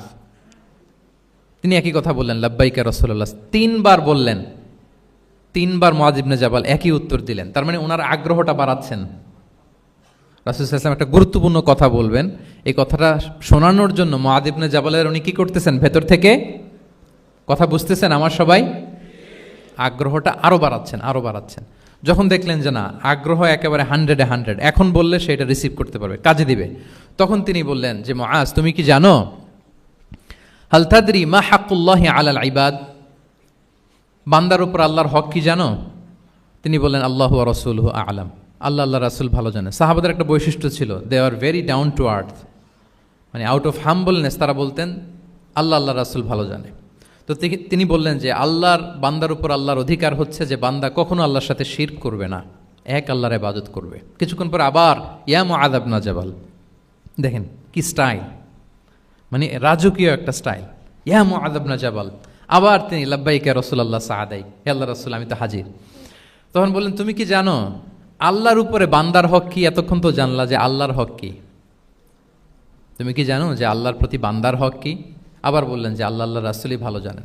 তখন রাসূল সাল্লাল্লাহু আলাইহি ওয়াসাল্লাম বললেন যে আল্লাহর হক যেমনি তুমি জানলে যে বান্দা আল্লাহর সাথে শরীক করবে না, এক আল্লাহর ইবাদত করবে, এটা যদি কোনো বান্দা করে তাহলে ওই বান্দাকে কখনো আল্লাহ শাস্তি দিবেন না। এটা হচ্ছে বান্দার হক। আল্লাহর কাছ থেকে সে এটা পাবে যে আনলা ইউআযিবাহুম, আল্লাহ তাআলা তাকে কখনো শাস্তি দিবেন না। তাহলে আপনারা বলেন তো, ওটে করে রাসূল সাল্লাল্লাহু আলাইহি ওয়াসাল্লাম যাচ্ছে, পেছনে কে বসা? হুট করে বলল, মুআজ একটা কথা শোনো, আল্লাহর হক হচ্ছে বান্দা আল্লাহর ইবাদত করবে, আর বান্দার হক হচ্ছে এটা করলে সে শাস্তি পাবে না। কথাটা যদি এমনি বলে দিত তাইলে কি এত এটা গুরুত্ব পাইতো? কথা বলেন, পাইতো? এটা তো 10 সেকেন্ডেই শেষ। কিন্তু যেতে যেতে, হে মুআদ ইবনে জাবাল, লাব্বাইকা ইয়া রাসূলুল্লাহ, সাদিক কিছু বলে না, হে রাসূল আমি তো শুনতেছি, বলেন। আবার একটু পরে, হে মুআজ ইয়া রাসূলুল্লাহ আমি হাজির, বলেন। আরও কিছু সময় পরে, হে মুআজ ইয়া রাসূলুল্লাহ। মানে তার আগ্রহ বাড়াতে বাড়াতে বাড়াতে যখন আগ্রহের পারদ একেবারে উচ্চাঙ্গে, তখন রাসূল সাল্লাল্লাহু আলাইহি ওয়াসাল্লাম বার্তাটা পেশ করলেন। আল্লাহু আকবার। তাহলে এটা ছিল রাসূল সাল্লাল্লাহু আলাইহি ওয়াসাল্লামের অভ্যেস যে তিনি একই কথা বারবার বলে আগ্রহ বাড়াতেন। 3 বার তিনি বলেছেন, 3 বার ডাক দিয়েছেন, হে মুআদ ইবনে জাবাল। তাহলে রিপিটেশন, এটা একটা অভ্যেস ছিল রাসূল সাল্লাল্লাহু আলাইহি ওয়াসাল্লামের, পাঠদানের ক্ষেত্রে একটা পদ্ধতি। আচ্ছা, রাসূল সাল্লাল্লাহু আলাইহি ওয়াসাল্লামের আরেকটা পদ্ধতি ছিল যে তিনি ধারণ ক্ষমতা অনুযায়ী নির্দেশনা দিতেন, considering the state of the addressee. যাকে অ্যাড্রেস করতেছেন তার ক্যাপাসিটি কতদূর, এটা বুঝে শুনে বলতেন, খুব বাড়িয়ে বলতেন, বেশি কিছু বলতেন না। এক বেদুইন আসলো, বেদুইন মানে সে মরুপল্লীতে থাকে, শহরের যে নিয়মকানুন জানে না, সভ্যতার ছোঁয়া তার মধ্যে লাগেনি। এসে বলল, দুল্লানি আলা আমাল আমিলতুহু ইদা আমিলতুহু দাখালতুল জান্নাহ। হে নবী, আপনি আমাকে এমন একটা আমল শিখায় দেন যেটা করলে আমি জান্নাতে যাব। তো রাসূল সাল্লাল্লাহু আলাইহি ওয়াসাল্লাম দেখলেন লোকটা বেদুইন, শহরে লোক না, আবার খুব সহজ সরল, একেবারে সাদামাটা। তো রাসূল সাল্লাল্লাহু আলাইহি ওয়াসাল্লাম বললেন, 4টা কাজ করবা। তা'বুদাল্লাহ ওয়া লা তুশরিকু বিহি শাইআ, তুকিমাস সালাতাল মাকতুবা, তুআদ্দি যাকাতাল মাফরুদা ওয়া তাসুমা রমাদান। 4টা কাজ। এক আল্লাহর ইবাদত করবা, শিরক করবা না, ফরজ সালাত পড়বা, ফরজ যাকাত দিবা, রমজানের ফরজ রোজা রাখবা। কয়টা কাজ? কয়টা বলছে? Very simple to memorize, right? আচ্ছা, এটা যখন সে বলল তখন সে বেদুইন বলতে আরম্ভ করলো যে আল্লাহর শপথ করে আমি বললাম, লা আযীদু আলা হাযা শাইআন ওয়া লা আনকুসু মিন। ঠিক আছে, আমি এই 4টাই করব, বাড়াবো না কমাবো না, এর চেয়ে বেশি কোনোদিন কিছু করব না, কমও করব না। মানে খালি আল্লাহরে মানবো, ফরজ নামাজ পড়বো, ফরজ যাকাতটা দিব, আর ফরজ রোজাটা রাখবো, আর কোনো আমল টামল আমার জীবনে আমি করব, বাড়াবো না কমাবো না। তো রাসূল সাল্লাল্লাহু আলাইহি ওয়াসাল্লাম বললেন যে কেউ যদি জান্নাতি লোক দেখে নিজের চোখ জোড়াতে চায়, খুশি হতে চায়, তারা যেন এই লোকের দিকে তাকায়, মানে এই লোকটা জান্নাতি। আল্লাহু আকবার। চলে গেল। দেখেন, তার কাছে কিন্তু আমলের বিশাল ফিরিস্তি নিয়ে রাসূল সাল্লাল্লাহু আলাইহি ওয়াসাল্লাম হাজির হয় নাই, কারণ তার ক্যাপাসিটি দেখতে হবে, তার সক্ষমতা, সে কদ্দুর নিতে পারবে। রাসূল সাল্লাল্লাহু আলাইহি ওয়াসাল্লাম অবজার্ভ করে দেখলেন যে বেদুইন মানুষ, তারে বেশি কিছু বললে কাজে দিবে না, অল্প একটু বলছে, ওইটা মেনেই সে কি হয়ে গেছে? জান্নাতি হয়ে গেছে। এটা অনেক সময় আমরা ভুল করে ফেলি। শিক্ষার্থীদের মধ্যে সবার মানে রিসিভিং ক্যাপাসিটি এক ধরনের হয় না, কারো খুব বেশি, কারো খুব কম। তো একজন আদর্শ শিক্ষকের কাজ হচ্ছে এটাকে ফলো করা, অবজার্ভ করা, এবং যেটা তাদের সক্ষমতায় কুলায় ঠিক অতটুকু তাদেরকে দেয়, এর চেয়ে বেশি কিছু না। রাসূল সাল্লাল্লাহু আলাইহি ওয়াসাল্লামের আরেকটা পদ্ধতি ছিল গ্রাজুয়ালিটি, স্টেপ বাই স্টেপ, ধীরস্থিরভাবে, অল্প অল্প করে, শাইআন ফাশাইআন। আর তাদাররুজ বিল বাদই বিল আহাম্মি সুম্মাল মুহিম। আগে সবচেয়ে গুরুত্বপূর্ণ, starting with the most important affair first, then the important affair, then the important. সবচেয়ে গুরুত্বপূর্ণটা আগে, এরপরে যেটা কম গুরুত্বপূর্ণ, এরপরে কম গুরুত্বপূর্ণ। তাহলে একটু একটু করে বললে এটা মানুষের ফিতরাতের সাথেও যায়, তার নেচারের সাথেও যায়। আমরা মদ হারাম হওয়ার কথা জানি, কয়টা স্টেপে হারাম হয়েছিল মদ? একবারে যদি বলা হতো বন্ধ করার সহজ হতো সাহাবাদের জন্য? হতো না। অনেকে আছে দেখবেন যে চেইন স্মোকার, চেইন স্মোকার বুঝতে পেরেছেন তো? মানে অনেক সিগারেট খায়, লেটসে দিনে 10 থেকে 15টা খায়। তো যে চেইন স্মোকার, আপনি যদি বলেন যে এটা হারাম, আজকেই তোমার বাদ দিতে হবে, হারাম, এটা খাইতে পারবে না, পারবে? ও দুনিয়া সব বাদ দিতে পারবে, সিগারেট বাদ দিতে পারবে না। তো তারে কি করতে হবে? ফ্লেক্সিবিলিটি দিতে হবে, যে আস্তে আস্তে ছাড়েন, 10টা করে খান, তো চালাইতে থাকেন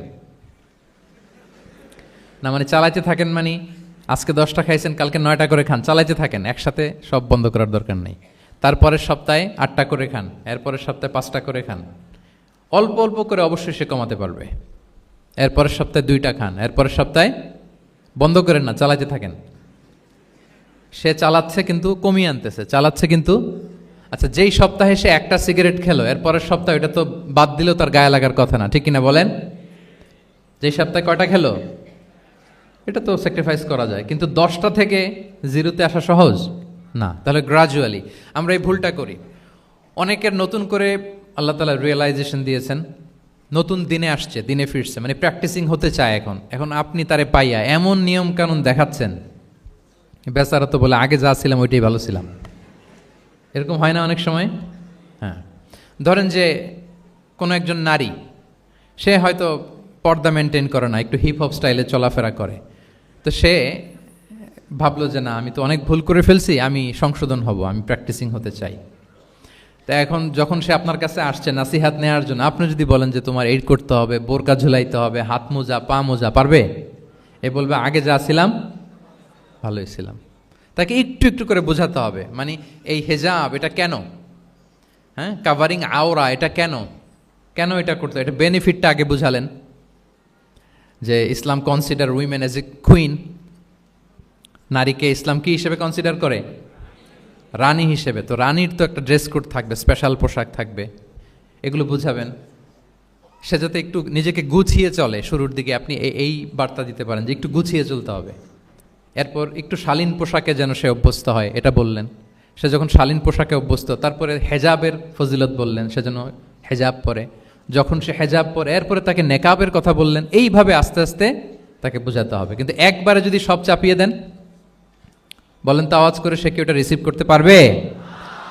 কারণ এই যে গ্রাজুয়ালিটি আর তাদাররুজ, এই সিস্টেমটা আপনি ভায়োলেট করেছেন, করেন নাই। মুআয ইবনে জাবাল রাদিয়াল্লাহু তাআলা আনহুকে আল্লাহ রাসূল সাল্লাল্লাহু আলাইহি ওয়াসাল্লাম তিনি ইয়ামানের গভর্নর করে পাঠিয়েছেন, ইয়ামানের গভর্নর। তো পাঠানোর আগে he was explaining a teaching guideline to his fellow সাহাবা। ওনাকে শিখাইতেছেন, তুমি যে যাবা মুআল্লিম হিসেবে, গভর্নর হিসেবে, কিভাবে দাওয়াতটা দিবে আগে শোনো। তিনি মুআয ইবনে জাবালকে বললেন, ইন্নাকা তা'তি কওমান মিন আহলিল কিতাব।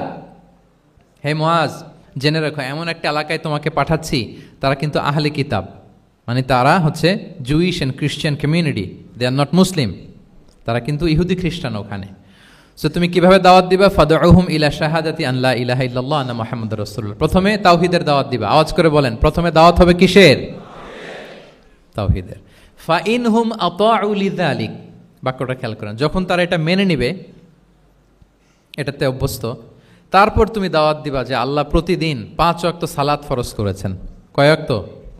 5 ওয়াক্ত সালাত। আচ্ছা, ফাইনহুম আতাউ লিযালিক, যখন তারা 5 ওয়াক্তে সালাতে অভ্যস্ত হবে, তখন বলবা যে আল্লাহ তাআলা ধনীদের উপর যাকাত ফরজ করেছেন। ফাইনহুম আতাউ লিযালিক, যখন ওইটা মানবে, এরপরে বলবা রমজানের রোজা ফরজ করেছেন। সুবহানাল্লাহ, সুবহানাল্লাহ, আল্লাহু আকবার। তাহলে ধাপে ধাপে দেখেন, এই যে টিচিং গাইডলাইন তিনি দিচ্ছেন ওনার ফেলো সাহাবাকে, ফেলো ক্যাম্পেনিয়নকে, যে তুমি ইয়ামানে যে একবারে সব বিধান তুমি যা জানো, মনে করো না যে সবাই ওইটা মানবে। তারা জুইশ, তারা ক্রিশ্চিয়ান, একটু একটু করে তাদেরকে দাওয়াত দিতে হবে। তাহলে গ্রাজুয়ালিটি, পাঠদান পদ্ধতির একটা অন্যতম বিষয় হচ্ছে কি গ্রাজুয়ালিটি, মানে ধাপে ধাপে, ধীরে ধীরে, অল্প অল্প করে বোঝানো।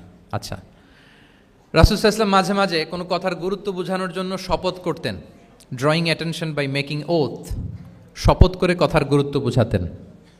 তিনি বলতেন, ওয়াল্লাহি ইন্নী লা আস্তাগফিরুল্লাহ ওয়া আতুবু ইলাইহি ফিল ইয়াউমি আকসারা মিন ৭০ মাররা। আল্লাহর শপথ, আমি নবী প্রতিদিন ৭০ বারেরও বেশি তওবা ইস্তেগফার করি। কয়বারেরও বেশি? ৭০ বার। এই কথাটার তাওবা ইস্তেগফারের গুরুত্ব বোঝাতে যেয়ে তিনি শুরুতে বলেছেন ওয়াল্লাহি, আল্লাহর শপথ। এরকম অনেক হাদিসে পাওয়া যায়, তিনি বলেছেন ওয়াল্লাযী নাফসু মুহাম্মাদিন বিয়াদিহি, ওই সত্তার শপথ যার হাতে মুহাম্মাদের আত্মা। আবার মাঝে মাঝে বলেছেন ওয়াল্লাযী নাফসি বিয়াদিহি, ওই সত্তার শপথ যার হাতে আমার আত্মা।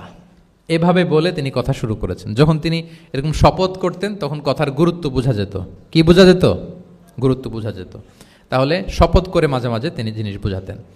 আচ্ছা, আমরা আমাদের বিভিন্ন প্রেজেন্টেশন বা লেকচার বোঝানোর জন্য অনেক মিনস ইউজ করি না?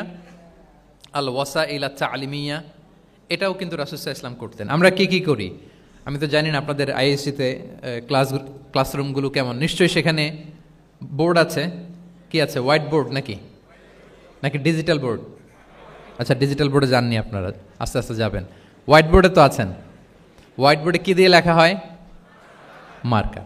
আচ্ছা, প্রেজেন্টেশন স্লাইড মাঝে মাঝে ইউজ করেন না, বা টিচার করে কি না? তো সেটা কীভাবে করে? মাইক্রো প্রজেক্টর দিয়ে করে। এগুলো হচ্ছে আল ওয়াসাইল তালিমিয়া। তো রাসূল সাল্লাল্লাহু আলাইহি ওয়াসাল্লামের সময় তো এই স্লাইডও ছিল না, ডিজিটাল বোর্ডও ছিল না, হোয়াইট বোর্ডও ছিল না, হ্যাঁ, মার্কার ছিল না, ওইরকম কিছু ছিল না। তো উনি কি ইউজ করতেন? উনিও চমৎকার চমৎকার কিছু মাধ্যম ইউজ করতেন, আপনারা শুনলে অবাক হবেন। আপনাদের মনোযোগ আছে তো সবার, না? আচ্ছা, আমরা দেখি যে উনি কি ইউজ করতেন। উনি অনেক ধরনের ভিজুয়াল ডেমনস্ট্রেশন করতেন। ভিজুয়াল ডেমনস্ট্রেশন মানে যেটা আপনি চোখ দিয়ে দেখে শিখে ফেলবেন, বুঝে যাবেন। হ্যাঁ, visual demonstration. Physical gesture use করে এটা করতেন। ফিজিক্যাল জেস্চার, অঙ্গভঙ্গি, বাংলা কি বলে? অঙ্গভঙ্গি। রাসূল সাল্লাল্লাহু আলাইহি ওয়াসাল্লাম, এটাতে তো আর কিছু আধুনিক বিজ্ঞান আইটি তো লাগতেছে না, কি বলেন? আমার হাত পা দিয়ে আমি একটা কিছু বোঝাচ্ছি। তো রাসূল সাল্লাল্লাহু আলাইহি ওয়াসাল্লাম কিন্তু এটা করতেন। একবার তিনি ইয়াতিমের রক্ষণাবেক্ষণ যারা করে তাদের মর্যাদা কত, ফজিলত কত, এটা বোঝাতে যে একবার তিনি বলতেছেন, আনা ওয়া কাফিলুল ইয়াতিমি ফিল জান্নাতি কাহাতাইন, আমি এবং এতিমের রক্ষণাবেক্ষণকারী জান্নাতে ঠিক এইভাবে থাকবো। এইভাবে থাকবো মানে খুব কাছাকাছি থাকবো। He will be my neighbour, very close neighbour. এবং বোঝাতে যে এই যে উস্তা আর সাব্বাবা, দুই আঙ্গুল এভাবে, এই আঙ্গুল থেকে এই আঙ্গুলের দূরত্ব কতটুকু? 1 মাইল নাকি কত? একেবারে কাছে। এই আঙ্গুল থেকে আঙ্গুলের তেমন কোনো দূরত্বই নাই, মানে খুব কাছে। এটা দিয়ে তিনি বুঝালেন, আমি এবং এতিমের রক্ষণাবেক্ষণকারী ঠিক এভাবে থাকবো যেভাবে এই দুটো আঙ্গুল কাছাকাছি। আল্লাহু আকবার। তাহলে এই যে ফিজিক্যাল জেস্চার ইউজ করলেন কিনা, অঙ্গভঙ্গি, এটাকে বলে ভিজুয়াল ডেমনস্ট্রেশন। কি বলে? Visual demonstration. এবং রিসার্চাররা বলতেছেন যে approximately 80% of human learning comes through the visual demonstration. মানে আইজ দিয়ে, চোখ দিয়ে আমরা আমাদের শেখার 80% শিখে ফেলি। আমাদের শিখনের অলমোস্ট 80% আমরা দেখে দেখে শিখি। তাহলে রাসূল সাল্লাল্লাহু আলাইহি ওয়াসাল্লাম ভিজুয়াল ডেমনস্ট্রেশন করলেন, আনা ওয়া কাফিলুল ইয়াতিমি ফিল জান্নাতি কাহাতাইন। আচ্ছা, আরও দেখি হাদিসে এরকম আরও পাওয়া যায়। আমরা যে মুমিনরা ভাই ভাই, বিভিন্ন হাদিসে বিভিন্ন টেক্সটে রাসূল সাল্লাল্লাহু আলাইহি ওয়াসাল্লাম বলেছেন। এটা ইসলামের একটা খুব মৌলিক কথা, আমরা সবাই জানি না? আমরা সবাই কি? এই অডিটোরিয়ামে আমরা যারা বসে আমরা সবাই কি? আল মুমিনু আখুল মুসলিম, একে অপরের ভাই। আমাদের মধ্যে আবার আরেকটা সমস্যা আছে, আমরা দেখা যায় যে প্রত্যেকে যেই দল করে ওই দলের এরা ভাই ভাই আর কি, এরকম। এই হাদিসের একটা নিজস্ব অর্থ বলয় আমরা করে নিয়েছি যে ভাই ভাই ঠিক আছে, বাট আমি এই দলের, সো আমরা ভাই ভাই।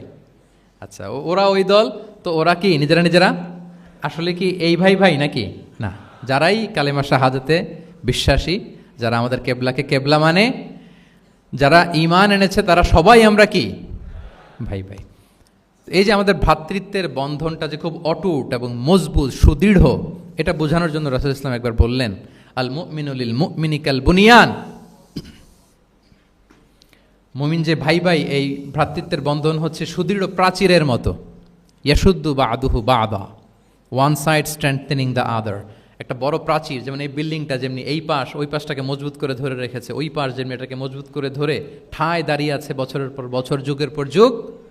রাসূল সাল্লাল্লাহু আলাইহি ওয়াসাল্লাম বললেন, মুমিন যে ভাই ভাই, তাদের সম্পর্কটা এরকম সুদৃঢ়। কতটা সুদৃঢ়? এটা বলতে যে ওয়াশাব্বাকা বাইনা আসওয়াবিহি, তিনি হাতের এই 5 আঙ্গুল, এই 5 আঙ্গুলের ভেতরে ঢুকাই দিলেন। এরকম ধরেন তো একটু সবাই। আচ্ছা, ঢুকিয়ে একটু চাপ দেন। এখন ব্যাপারটা অনেক মজবুত হয়ে গেল না? হ্যাঁ, কেউ চাইলে কি সহজে ছোটাতে পারবে? না। তাহলে এই যে আরেকটা ভিজুয়াল ডেমনস্ট্রেশন পাইছেন, পেয়েছেন? ফিজিক্যাল জেস্চার, অঙ্গভঙ্গি করে তিনি বুঝাইলেন যে আমাদের ভ্রাতৃত্বটা এইরকম মজবুত। মানে ওনার কাছে যা ছিল ওইটা বুঝাতে যে তিনি এই ফিজিক্যাল জেস্চারটা নিয়েছেন যে মুমিন ভাই ভাই এবং আমাদের ভ্রাতৃত্বের বন্ধনটা ঠিক এরকম মজবুত, লাইক দিস। তাহলে এটাকে বলে ভিজুয়াল ডেমনস্ট্রেশন, যেহেতু এতে করে সাহাবারা সহজে বুঝতো, এটা দিয়ে সহজে বুঝলো। আবার মাঝে মাঝে তিনি ড্রয়িং করেছেন। আমাদের মতো ডিজিটাল সিস্টেমে ড্রয়িং করে না, এখন তো খুব ইজি। তো তিনি কীভাবে ড্রয়িং করেছেন, একবার সাহাবিদেরকে নিয়ে তিনি মরুভূমির মাঝখানে খেজুরের ডাল নিয়ে একটা স্ট্রেট লাইন, সরল রেখা আঁকলেন। খাত্তা লানা রাসূলুল্লাহ সাল্লাল্লাহু আলাইহি ওয়াসাল্লাম খাত্তান, আল্লাহ রাসূল সাল্লাল্লাহু আলাইহি ওয়াসাল্লাম মরুভূমিতে খেজুরের ডাল দিয়ে টেনে একটা স্ট্রেট লাইন মানে সরল রেখা আঁকলেন। একে বললেন হাযা সাবিলুল্লাহ, এটা হচ্ছে আল্লাহর রাস্তা মানে সিরাতুম মুস্তাকিম। এরপরে এই স্ট্রেট লাইন সরল রেখার ডানে বায়ে ছোট ছোট অনেকগুলো দাগ কাটলেন খেজুরের ডাল দিয়ে, আর বললেন হাযিহি সুবুলুশ শাইতান, এগুলো হচ্ছে শয়তানের রাস্তা। ফি কুল্লি সাবিলিন শাইতান, এই প্রত্যেকটা রাস্তায় একটা করে শয়তান থাকে, সে তার শয়তানি কাজের হাতছানি তোমাদের দেয়। তাহলে খেজুরের ডাল দিয়ে একটা স্ট্রেট লাইন সরল রেখা করে বললেন এটা সিরাতুম মুস্তাকিম সাবিলুল্লাহ, আর ডানে বায়ে ছোট ছোট দাগ কেটে বললেন এগুলো হচ্ছে সাবিলুশ শয়তান। ওই পথে শয়তানের হাতছানি দেয়া পথে কভু যাওয়া যাবে, বরং এই সিরাতুল মুস্তাকিমে থাকা লাগবে। তাহলে এই যে ভিজুয়াল ডেমনস্ট্রেশন ব্যাপারটা ক্লিয়ার হয়েছে না? কাফিলুল ইয়াতিমি কাহাতাইন শাব্বাকা বাইনা আসাবিহি খাত্তালানা রাসূল সাল্লাল্লাহু আলাইহি ওয়াসাল্লাম খাত্তান। তাহলে এভাবে ওনার সাধ্যের নাগালে যা যা ছিল সাহাবাদেরকে আরও বুঝাতে ভালো করে, হ্যাঁ, to clarify the issue, to visualize the matter, রাসূল সাল্লাল্লাহু আলাইহি ওয়াসাল্লাম এগুলোর ব্যবহার করেছেন। আচ্ছা, এরপর মাঝে মাঝে সাহাবীদের মস্তিষ্কের যাতে ব্যায়াম হয়, শিক্ষার্থীর কল্পনার জগতে কোনো কিছু চিত্রায়িত করা, এতে করে মস্তিষ্কের ব্যায়াম হয় আর কি, to enhance the power of imagination, আপনার ইমাজিনারি পাওয়ারকে ডেভেলপ করবার জন্য। রাসূল ইসলাম হাদিসে এরকম অনেক কথা বলেছেন যে তোমরা একটু ভাবো তো, এরকম হইলে কেমন হয়, এমন হইলে কেমন হয়, তেমন হইলে কেমন হবে। এই কথাগুলো যখন বলতেন সাহাবারা ভাবনার জগতে হারিয়ে যেত, ভাবতেন, কল্পনার রাজ্যে হারিয়ে যেতেন, ওনাদের মস্তিষ্কের ব্যায়াম হতো, তাদের যে ইমাজিনেশনের যে পাওয়ার এটা ডেভেলপ করতো, এমনটা পাওয়া যায়। রাসূল ইসলাম একবার বললেন আরাআইতুম লাউ আন্না নাহরান বিবাবি আহাদিকুম ইয়াগতাসিলু মিনহু কুল্লা ইয়াউমিন খামসা মাররাতিন হাল ইয়াবকা মিন দারানিহি শাই। আচ্ছা বলো তো, তোমরা একটু ভাবো তো, কল্পনার রাজ্যে হারিয়ে যাও, ভেবে দেখো তো, ধরো যে তোমার বাড়ির সামনে একটা ঝর্ণাধারা আছে বা একটা চমৎকার লেক আছে যেখানে স্বচ্ছ স্ফটিক পানি, তুমি যদি প্রতিদিন ওই ঝর্ণায় যে বা ওই লেকে নেমে 5 বার গোসল করো, তোমার গায়ে কোনো ময়লা থাকবে আর? সাহাবারা কল্পনা করে বলে না, মনে মনে ভাবতেছে যে গোসল করতেছে, 5 বার গোসল করার পরে আর আমার গায়ে দুর্গন্ধ ঘামের গন্ধ থাকবে কি করে? না, কোনো ময়লা থাকবে না। সাহাবারা বলল লা ইয়া রাসূলুল্লাহ লা ইয়াবকা মিন দারানিহি শাই। রাসূল ইসলাম তখন বলেন ফাকাযালিকা মাসালুস সালাওয়াতিল খামস, এটা হচ্ছে 5 ওয়াক্ত সালাতের দৃষ্টান্তের মতো, ইয়ামহুল্লাহু বিহিন্নাল খাতায়া। কারো ঘরের সামনে যদি একটা স্বচ্ছ লেক থাকে, পানির ফোয়ারা, সে যদি 5 বার গোসল করে তার গায়ে যেমনি কোনো দুর্গন্ধ ময়লা আবর্জনা কিছু থাকে না, কেউ যখন 5 ওয়াক্ত সালাত আদায় করে তখন এই সালাতও তার সব গুনাহগুলোকে ধুয়ে মুছে এরকম পাক পবিত্র সাফ করে দেয়। সুবহানাল্লাহ। বুঝে গেলেন যে সালাওয়াতুল খামস কিভাবে আমাদের পাপ মুছে ক্লিন করে, আমাদেরকে কিভাবে ক্লিনজিং করে, এটা সাহাবারা ইজিলি বুঝে গেলেন। তাহলে ভেবে দেখো তো, চিন্তা করো তো, এটা বলে বেসিকলি দ্য পাওয়ার অফ ইমাজিনেশনকে রাসূল সাল্লাল্লাহু আলাইহি ওয়াসাল্লাম এনহ্যান্স করার চেষ্টা করলেন। এভাবেও সাহাবাদেরকে তিনি মাঝে মাঝে বুঝাতেন। আচ্ছা, রাসূল সাল্লাল্লাহু আলাইহি ওয়াসাল্লাম মাঝে মাঝে দেখা যায় যে বিভিন্ন ম্যাটাফোর, সহজ করে বুঝাতে যে রূপক অর্থবোধক শব্দের প্রয়োগ করতেন।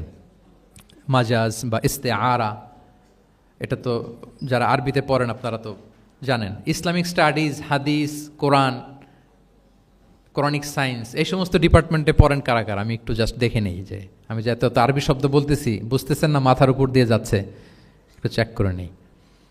আপনারা হচ্ছেন ইসলামিক স্টাডিজ, কোরআন, সুন্নাতে। আচ্ছা, আর বাকিরা সবাই কনভেনশনাল ফ্যাকাল্টিজ। ঠিক আছে, বোঝার কথা, কারণ মাঝে মাঝে তো আমি কিছু ইংরেজিও বলতেছি, বাংলায় অর্থ করে দিচ্ছি। তো মাজাজ বা ইস্তেআরা মানে হচ্ছে ম্যাটাফোর, কোনো জিনিসকে আরও সহজ করে বোধগম্যময় করতে রাসূল সাল্লাল্লাহু আলাইহি ওয়াসাল্লাম এই ম্যাটাফোরকে ইউজ করতেন। যেমন রাসূল সাল্লাল্লাহু আলাইহি ওয়াসাল্লাম নারীদের প্রতি সদয় হওয়ার জন্য পুরুষদেরকে তিনি বলেছেন রিফকান বিল কাওয়ারির, অর্থাৎ কাঁচগুলোর সাথে ভালো আচরণ করো, মানে কাঁচগুলোকে দেখে রেখো। কাচের পাত্র দিয়ে তিনি নারীদেরকে, স্ত্রীদেরকে বুঝিয়েছেন রিফকান বিল কাওয়ারির। আচ্ছা বলেন তো, কাচের গ্লাস, প্লেট, তৈজসপত্র এক বাড়ি থেকে যদি আরেক বাড়িতে, লেটসে আপনি বাসা শিফট করবেন, আপনার কাছে অনেক কাচের তৈরি গ্লাস, প্লেট, তৈজসপত্র আছে, চট্টগ্রামের এই থানা থেকে ওই থানায় আপনি বাসা চেঞ্জ করবেন, এগুলো নেওয়ার সময় আপনারা কি করেন বলেন? কিভাবে নেন বলেন তো? কিভাবে? হ্যাঁ, র্যাপিং করে, এক্সট্রা প্রিকশন নিয়ে খুব সাবধানে এটাকে ধরতে হয়, রাখতে হয়, সেট করতে হয়, নামাতে হয়, ঠিক কিনা বলেন? এটা বোঝাতে যে নারীদের সাথে কোমল আচরণ করো, সদয় আচরণ করো, এটা বোঝাতে যে রাসূল সাল্লাল্লাহু আলাইহি ওয়াসাল্লাম বলেছেন রিফকান বিল কাওয়ারির। একবার স্ত্রীরা আমাদের আম্মা জানেরা রাসূল সাল্লাল্লাহু আলাইহি ওয়াসাল্লামের সাথে সফরে যাচ্ছেন, খুব সম্ভবত হজের সফরে। তো ওনারা যখন পালকিতে চড়বেন, ওখান থেকে হাওদাজে উঠাবেন, খুব দ্রুত তাড়াহুড়ো করে কিছু লোকজন ওই পালকি উঠাচ্ছিল। তখন রাসূল সাল্লাল্লাহু আলাইহি ওয়াসাল্লাম বললেন, ওয়াই হাক ইয়া আনজাসা সাউকাকা রিফকান বিল কাওয়ারির, খুব সাবধানে নিয়ে যাও, কাজগুলোকে একটু দেখে শুনে নাও, কাচের বোতলগুলো, গ্লাসগুলো দেখে শুনে নাও, মানে স্ত্রীদেরকে একটু দেখে শুনে যত্নের সাথে নিয়ে নাও। তাহলে নারীদেরকে কিসের সাথে তুলনা করেছেন? কাচের গ্লাস, কাচের তৈজসপত্র, কাচের সামগ্রী, যাতে বুঝতে সুবিধা হয়। কাচের গ্লাস তোমরা যেমনি ধরো, রাখো, ডিল করো, নারীদের সাথেও এভাবে কি কোমল আচরণ করতে হবে। আচ্ছা, আমি শুরুতেই বলেছিলাম যে রাসূল সাল্লাল্লাহু আলাইহি ওয়াসাল্লামের সাহাবীদেরকে কিছু শেখানো পদ্ধতিটা মেইনলি কি ছিল? কি বেসড? কারো মনে আছে? QnA based, right? এই তো মাশাআল্লাহ, কিউএনএ মানে প্রশ্নোত্তরমূলক। সাহাবারা প্রশ্ন করতো, রাসূল সাল্লাল্লাহু আলাইহি ওয়াসাল্লাম উত্তর দিতেন। কারণ কোরআনেও আমাদেরকে উৎসাহিত করা হয়েছে, ফাসআলু আহলা যিকরি ইন কুনতুম লা তা'লামুন, যদি না জানো তাহলে আহলু যিকির বা আহলুল ইলমকে জিজ্ঞেস করে জেনে নাও। এবং রাসূল সাল্লাল্লাহু আলাইহি ওয়াসাল্লাম বলেছেন, ফা ইন্নামা শিফাউল আইয়ি আস-সুআলু, অজ্ঞতার চিকিৎসা হচ্ছে প্রশ্ন করা। আপনি জানেন না তো আপনার কাজ কি করবেন? প্রশ্ন করবেন। আপনার টিচারকে প্রশ্ন করবেন, আপনার শায়েখকে কোশ্চেন করবেন, রিসার্চারকে আপনি বারবার কোশ্চেন করতে হবে। প্রশ্ন মানে তাকে জর্জরিত করতে, যত কোশ্চেন করবেন তত আপনি শিখতে পারবেন, যত কোশ্চেন করবেন তত আপনি শিখতে পারবেন। রাসূল সাল্লাল্লাহু আলাইহি ওয়াসাল্লাম এই পদ্ধতিটা সবচেয়ে বেশি অবলম্বন করতেন। কিছু নমুনা তো আমরা ইতিমধ্যে দেখেছি। আমরা আরও ভিতরে ঢুকি। রাসূল সাল্লাল্লাহু আলাইহি ওয়াসাল্লাম মাঝে মাঝে সাহাবাদেরকে প্রশ্ন করতেন, drawing attention of the listener by throwing question, প্রশ্ন ছুড়ে দেওয়ার মাধ্যমে ওনাদের মনোযোগ আছে না নাই এটা দেখতেন। এই যে মাঝে মাঝে আমি আপনাদেরকে জিজ্ঞেস করলে দেখা যায় যে আমি বুঝতে পারি যে আপনারা আমার সাথে আছেন না নাই। আপনাদের মনোযোগ আছে তো? আচ্ছা, ঠিক আছে, প্রশ্ন করব একটু পরে। পুরো আলোচনা শেষে দু একটা প্রশ্ন করব, দেখি কে কতটুকু মনে রাখতে পারলেন। তো রাসূল সাল্লাল্লাহু আলাইহি ওয়াসাল্লাম একবার প্রশ্ন করলেন সাহাবাদেরকে, তাদের অ্যাটেনশন যাতে গ্রো করে। তিনি বললেন যে ইন্না মিনা শাজারি শাজারাতান লা ইয়াসকুতু ওয়ারাকুহা মাসালুহা ইন্নাহা মাসালুল মুসলিম হাদ্দিসুনি মা হিয়া। তিনি সাহাবাদেরকে বললেন, সাহাবারা, এক ধরনের গাছ আছে যে গাছের পাতা কখনো ঝরে না। কি কখনো ঝরে না? আচ্ছা, এর দৃষ্টান্ত হচ্ছে মুসলিমের দৃষ্টান্তের মতো। হাদ্দিসুনি মা হিয়া, বলো তো এটা কোন গাছ? যখন বলছে কোন গাছ, সাহাবারা চলে গেছে অনেক দূরে। তারা মনে মনে ভাবছে এত সহজ প্রশ্ন তো রাসূল সাল্লাল্লাহু আলাইহি ওয়াসাল্লাম সহজ হলে তার জিজ্ঞেস করবে না, নিশ্চয়ই আনকমন কোনো গাছ। এবার ভাবতেছে, দেখি তো খাইবারে গেছিলাম, খাইবারের আশেপাশে কি গাছ আছে। ওই যে তাবুকে ঘুরে আসলাম, তাবুকের পথিমধ্যে ক্যাকটাস, গুলমলতা, আরবের কি কি গাছ। ঘুরতে ঘুরতে সবাই দেখেছে না ওগুলোর তো পাতা ঝরে। খুঁজতে খুঁজতে সারা দুনিয়া খুঁজে ফেলতেছে সাহাবারা, কিন্তু ওনাদের নিজেদের জাতীয় গাছ যেটা, ঘরের পিছনে যে গাছের সারি সারি, যেই গাছের ফল খেয়ে ওনারা জীবন ধারণ করেন, যেটা ওনাদের সমাজ, রীতি, ঐতিহ্য, ট্র্যাডিশনের সাথে জড়িত, ওই গাছের নামে ভুলে গেছে, ওইটা মনে করতে পারতেছে। সবাই দূরে চলে গেছে। হাদিসে এসেছে ফাওয়াকা আন্না সুফি শাজারিল বাওয়াদি, দূর দূরান্তের গাছ নিয়ে ভাবতেছে, ভেবে ভেবে হয়রান, কেউ বলতে পারে না। তখন বাধ্য হয়ে রাসূল সাল্লাল্লাহু আলাইহি ওয়াসাল্লামকে বলল, ইয়া রাসূলুল্লাহ, আপনি একটু আমাদেরকে বলে দেন যে ইয়া রাসূলুল্লাহ হাদ্দিস না মাহিয়া, এটা কোন গাছ? তখন রাসূল সাল্লাল্লাহু আলাইহি ওয়াসাল্লাম বললেন, ইন্নাহা নাখলা, খেজুর গাছ। খেজুর গাছের পাতা পড়ে না, ডাল টেনেও ছিঁড়া যায় না, খুব কষ্ট। তো এটার দৃষ্টান্ত মুসলিমের দৃষ্টান্তের ন্যায়। তাহলে কোনো সাহাবারা পারলেন না। পরবর্তীতে হাদিসের যিনি বর্ণনাকারী আব্দুল্লাহ ইবনে ওমর তখন ছোট ছিলেন, বাড়িতে যাওয়ার পথে ওমর রাদিয়াল্লাহু তাআলা আনহুকে বলতেছেন যে, বাবা, আব্বা, এটা যে খেজুর গাছ আমার কিন্তু মাথায় আসছিল। তোমারে ফারুক বলেন, বলো কি, তোমার মাথায় আসছিল, তুমি বললে না কেন? উনি বলে নাই কারণ সিনিয়র সাহাবারা পারতেছে না, বাপ চাচারা কেউ পারে না, আমি ছোট মানুষ বইলে আবার কোন বিপদে পড়ি, বিনয়ী মানুষ, উনি আর বলেন নাই, লাজুকতাও কাজ করতেছিল। তোমারে ফারুক বললেন, যদি আজকে তুমি এটার উত্তর নবীর সামনে দিতে পারতা, আমার বুকটা এত বড় হয়ে যেত নবীর সামনে। মানে লাল উট, লাল কপাল বিশিষ্ট উট পেলে আরবরা যত খুশি হয়, আজকে আমি তার চেয়েও বেশি খুশি হয়ে যেতাম। তাহলে ওমরে ফারুক রাদিয়াল্লাহু তাআলা আনহু, ওনার ছেলে আব্দুল্লাহ ইবনে ওমর, উনি এটার উত্তর ধরতে পারছেন, কিন্তু উনি বলেন নাই। তাহলে দেখেন রাসূল সাল্লাল্লাহু আলাইহি ওয়াসাল্লাম এরকম কোশ্চেন করতেন, কোশ্চেন করে তারপরে উত্তরটা বলতেন, এতে আর মানুষ ভুলে না। বাংলা একটা কথা আছে যে, শিখেছ কোথায়, ঠেকেছি যেথায়। জিজ্ঞেস করছে, পারি না, মনে আসে না, হঠাৎ করে যখন উত্তরটা বলে, এইটা যেরকম মনে থাকে আজীবন, অন্য কিছু থাকবে না। একটু যদি ঠেকে ঠেকে পারতেছি না, বুঝতেছি না, এরপর যখন বুঝায় দেওয়া হয়, ভালো করে শিখে নেই, এইটা আজীবন মনে থাকে ব্রেইনে। এই পদ্ধতিটা রাসূলুল্লাহ ইসলাম অবলম্বন করতেন। প্রশ্ন করে অপারগ করে দিতেন, কেউ পারে না, এরপর রাসূলুল্লাহ ইসলাম বুঝিয়ে বলতেন, সবার একেবারে ব্রেনের মধ্যে, মস্তিষ্কে এটা গেঁথে যেত। তাহলে প্রশ্ন ছুটতেন। আচ্ছা, এরকম অনেক হাদিস আপনারা পাবেন রাসূলুল্লাহ ইসলাম প্রশ্ন করে তারপরে উত্তর দিয়েছেন। আতাদরুনা মাল গীবা, তোমরা কি জানো গীবত কি? সাহাবারা বলে আল্লাহ আল্লাহ রাসূল ভালো জানেন। যিকরাকা আখাকা বিমা ইয়াকরা, বলে দিলেন। আতাদরুনা মানিল মুফলিস, তোমরা কি জানো মুফলিস কে? এইভাবে প্রশ্ন করতে করতে সাহাবাদেরকে শিখাতেন। আচ্ছা, আল্লাহ রাসূল সাল্লাল্লাহু আলাইহি ওয়াসাল্লামের আরেকটা অভ্যেস ছিল প্রশ্নের পিঠে প্রশ্ন ছুটে দেওয়া। মানে কোনো সাহাবী যদি প্রশ্ন করতো, রাসূল সাল্লাল্লাহু আলাইহি ওয়াসাল্লাম তো উত্তর দিয়ে জানিয়ে দিতেন। মাঝে মাঝে জানিয়ে না দিয়ে প্রশ্নের পিঠে আবার উনি কি করতেন? প্রশ্ন ছুড়ে দিতেন। এটাও পাওয়া যায়। আচ্ছা, এক সাহাবী এসে বলল, ইয়া রাসূলুল্লাহ মাতা সাআ, হে নবী কিয়ামত কখন হবে? রাসূল সাল্লাল্লাহু আলাইহি ওয়াসাল্লাম কখন হবে উত্তর না দিয়ে প্রশ্ন করলেন, ওয়া মাযা আ'দাত্তা লাহা, কিয়ামতের তোমার কি প্রিপারেশন আগে ওইটা বলো। কিয়ামত কবে হবে জানার জন্য এত ব্যতিব্যস্ত, আগে বলো হোয়াটস ইউর প্রিপারেশন ফর কিয়ামা, তোমার কি প্রস্তুতি। তাইলে আরেকটা প্রশ্ন, প্রশ্নের বিপরীতে উনি উত্তর না দিয়ে উনি আবার কি করলেন? সবাই বলুন তো, উনি আবার কি করলেন? উনি নিজে আবার প্রশ্ন করলেন। তুমি জিজ্ঞেস করলে কিয়ামত কবে, তুমি বলো কিয়ামতের প্রিপারেশন কি নিচ্ছ বলো। তো সে বলে যে লা শাই ইয়া রাসূলুল্লাহ, আমার কোনো প্রিপারেশন নাই, ইল্লা আন্নী উহিব্বুল্লাহ ওয়া রাসূলাহ, শুধু একটা জিনিসই আছে যে আমি আল্লাহ এবং আল্লাহর রাসূলকে ভালোবাসি। রাসূল সাল্লাল্লাহু আলাইহি ওয়াসাল্লাম বললেন, আনতা মা আমান আহবাবতা, তুমি যাদেরকে ভালোবাসো তাদের সাথেই জান্নাতে থাকবে। আল্লাহ আল্লাহ রাসূলকে ভালোবাসো, তাদের সাথে তুমি কই থাকবে? জান্নাতে থাকবে। তাহলে প্রশ্নের পিঠে প্রশ্ন ছুড়ে দেওয়া। এরপর একই প্রশ্নের জবাবে ভিন্ন ভিন্ন জনকে ভিন্ন ভিন্ন উত্তর দিয়েছেন রাসূল সাল্লাল্লাহু আলাইহি ওয়াসাল্লাম। এটাকে এডুকেশনের ভাষায় বলে পার্সোনালাইজেশন। কি বলে? মানে যার যেটা লাগবে। শিক্ষক ভালো বুঝে, কয়েকটা ক্লাস নিলে উনি বুঝে ফেলে যে কার রিসিভিং ক্যাপাসিটি কতদূর, কার কোনটাতে ঘাটতি, কার কোনটাতে সমস্যা। একজন আদর্শ শিক্ষক, একজন চৌকস শিক্ষক, তিনি খুব সহজে এটা ধরে ফেলেন। তো রাসূল সাল্লাল্লাহু আলাইহি ওয়াসাল্লাম he was a very good observer. তিনি বুঝে ফেলতেন যে কার কোনটায় ঘাটতি। ফলে একই প্রশ্নের উত্তর উনি এক একজনকে এক একভাবে দিতেন। কেন? Based on the need of the addressee, যার যেটা দরকার ওইটার উপর গুরুত্ব আরোপ করে, যার যেটাতে ঘাটতি আছে সেটাতে গুরুত্ব আরোপ করে তিনি এক একজনকে কী করতেন? এক এক রকম উত্তর। অনেক সাহাবারা এরকম প্রশ্ন করেছেন যে আইয়ুল আমালি আফদাল ইয়া রাসূলুল্লাহ, সবচেয়ে শ্রেষ্ঠ আমল কোনটা? তিনি এক একজনকে এক একটা বলেছেন। কখনো বলেছেন যে আল্লাহর উপর ঈমান আনা, আল ঈমানু বিল্লাহি ওয়াহদা। কাউকে বলেছেন যে আল জিহাদ ফি সাবিলিল্লাহ, কাউকে বলেছেন আস-সালাতু ফি ওয়াক্তিহা, অন টাইমে সালাত পড়া। তার মানে যার যেটাতে ঘাটতি ছিল। কাউকে বলেছেন বিররুল ওয়ালিদাইন, কারণ তিনি দেখেছেন তার সাথে তার মা বাবার সম্পর্কে একটু ঘাটতি আছে, তারা এটা বলি, কারণ সবগুলোই ভালো কাজ, সবগুলোই কি ভালো কাজ। তাহলে যার যেটাতে ঘাটতি আছে সেটাতে গুরুত্ব আরোপ করা, এটা রাসূল সাল্লাল্লাহু আলাইহি ওয়াসাল্লাম করেছেন। মাঝে মাঝে রাসূল সাল্লাল্লাহু আলাইহি ওয়াসাল্লাম সাহাবীদেরকে মানে শিক্ষার্থীদেরকে উত্তর জানার জন্য ব্যাপকভাবে আগ্রহী করে তুলতেন। হ্যাঁ, এটাকে আরবিতে বলে তাশওয়ীকুস সামিঈন ইলা মা'রিফাতিল জাওয়াব, উত্তর শোনানোর জন্য আগ্রহী করে তোলা। সেক্ষেত্রে মাঝে মাঝে তিনি একটা দুটা শব্দ ইউজ করতেন। কীরকম? যেমন আওয়ালা আদুল্লুকুম, অথবা আলা উখবিরুকুম, আমি কি তোমাদের বলবো না?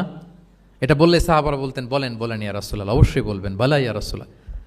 আওয়ালা উখবিরুকুম, আমি কি তোমাদের জানিয়ে দিব না? সাহাবারা বলতেন, ইয়া রাসূলুল্লাহ, অবশ্যই আপনি আমাদের জানিয়ে দিবেন। যেমন তিনি বললেন যে কেউ জান্নাতে যাবে না মুমিন হওয়া ছাড়া, কেউ ইমানদার হতে পারবে না যতক্ষণ না একে অপরকে তোমরা ভালো না বাসো। তাহলে তো এটা গুরুত্বপূর্ণ বিষয়। একে অপরকে ভালো না বাসলে নাকি মুমিনই হওয়া যাবে না, আর মুমিন না হলে তো জান্নাতেই যাওয়া যাবে না। তখন রাসূল সাল্লাল্লাহু আলাইহি ওয়াসাল্লাম বললেন, আওয়ালা আদুল্লুকুম আলা শাইইন ইযা ফাআলতুমুহু তাহাবাবতুম, আমি কি তোমাদেরকে বলবো না এমন একটা আমলের কথা যেটা করলে তোমাদের পারস্পরিক হৃদ্যতা বাড়বে, ভালোবাসা বাড়বে? তখন তিনি বললেন, সেটা কি? আফশুস সালামা বাইনাকুম, তোমাদের মাঝে ব্যাপক সালামের প্রসারণ করো, সালামের প্রসার করো, একে অপরকে বেশি বেশি সালাম দাও। ব্যাপারটাকে এইভাবে প্রেজেন্ট না করে উনি যদি বলতেন সাহাবারা বেশি বেশি সালাম দিও, এটা সওয়াবের কাজ অনেক।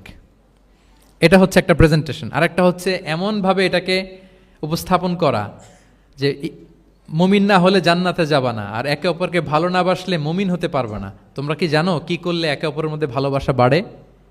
এরপর রাসূল সাল্লাল্লাহু আলাইহি ওয়াসাল্লাম বলতেন যে সালাম দেওয়ার মাধ্যমে ভালোবাসা বাড়বে। আচ্ছা, মাঝে মাঝে ব্যবহার করতেন আলা উখবিরুকুম, আলা উখবিরুকুম, আমি কি তোমাদেরকে জানাবো না?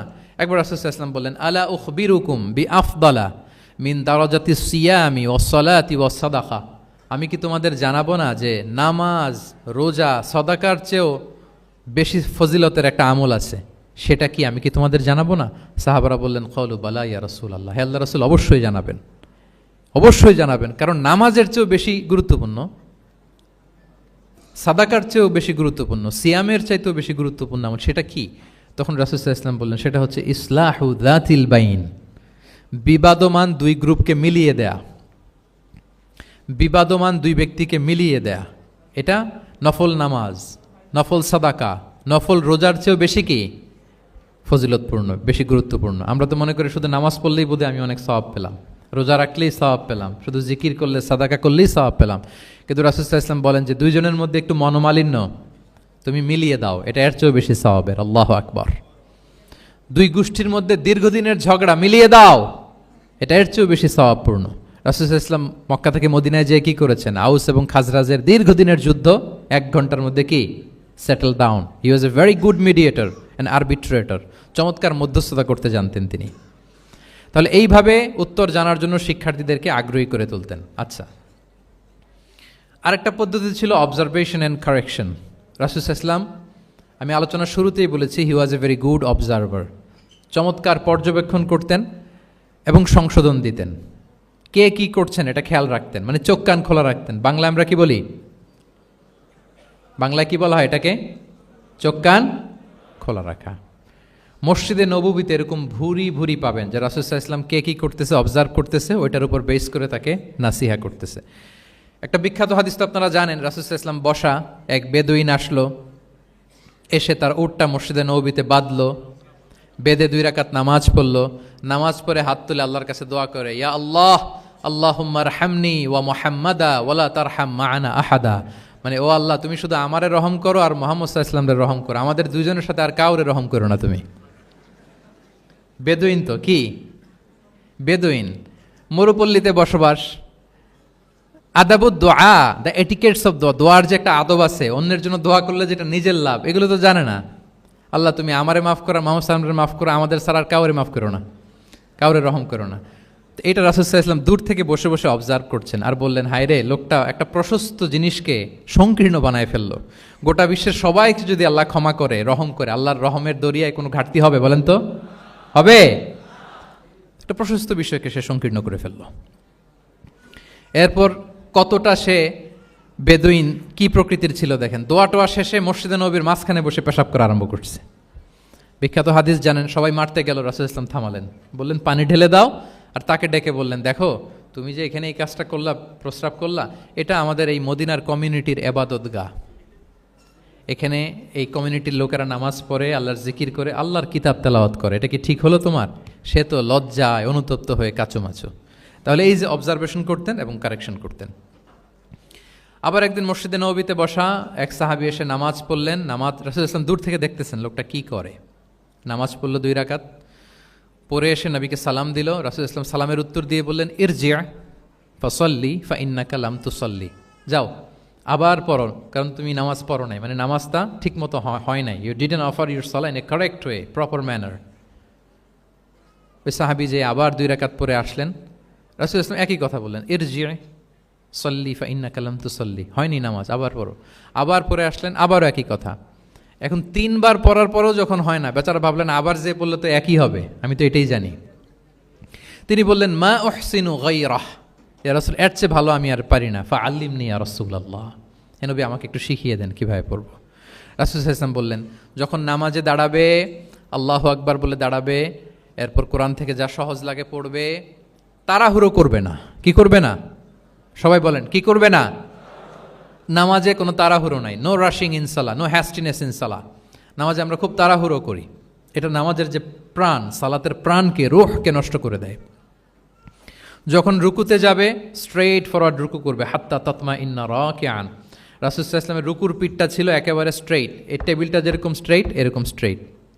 লাউ সাব্বা আলাইহিল মা লাস্তাকার, পানি ভর্তি একটা বোতল যদি রাসূল সাল্লাল্লাহু আলাইহি ওয়াসাল্লামের রুকু দেয়া পিঠের উপর রাখতো, পানিটাও পড়তো না, বোতলটাও পড়তো না, স্ট্রেইট।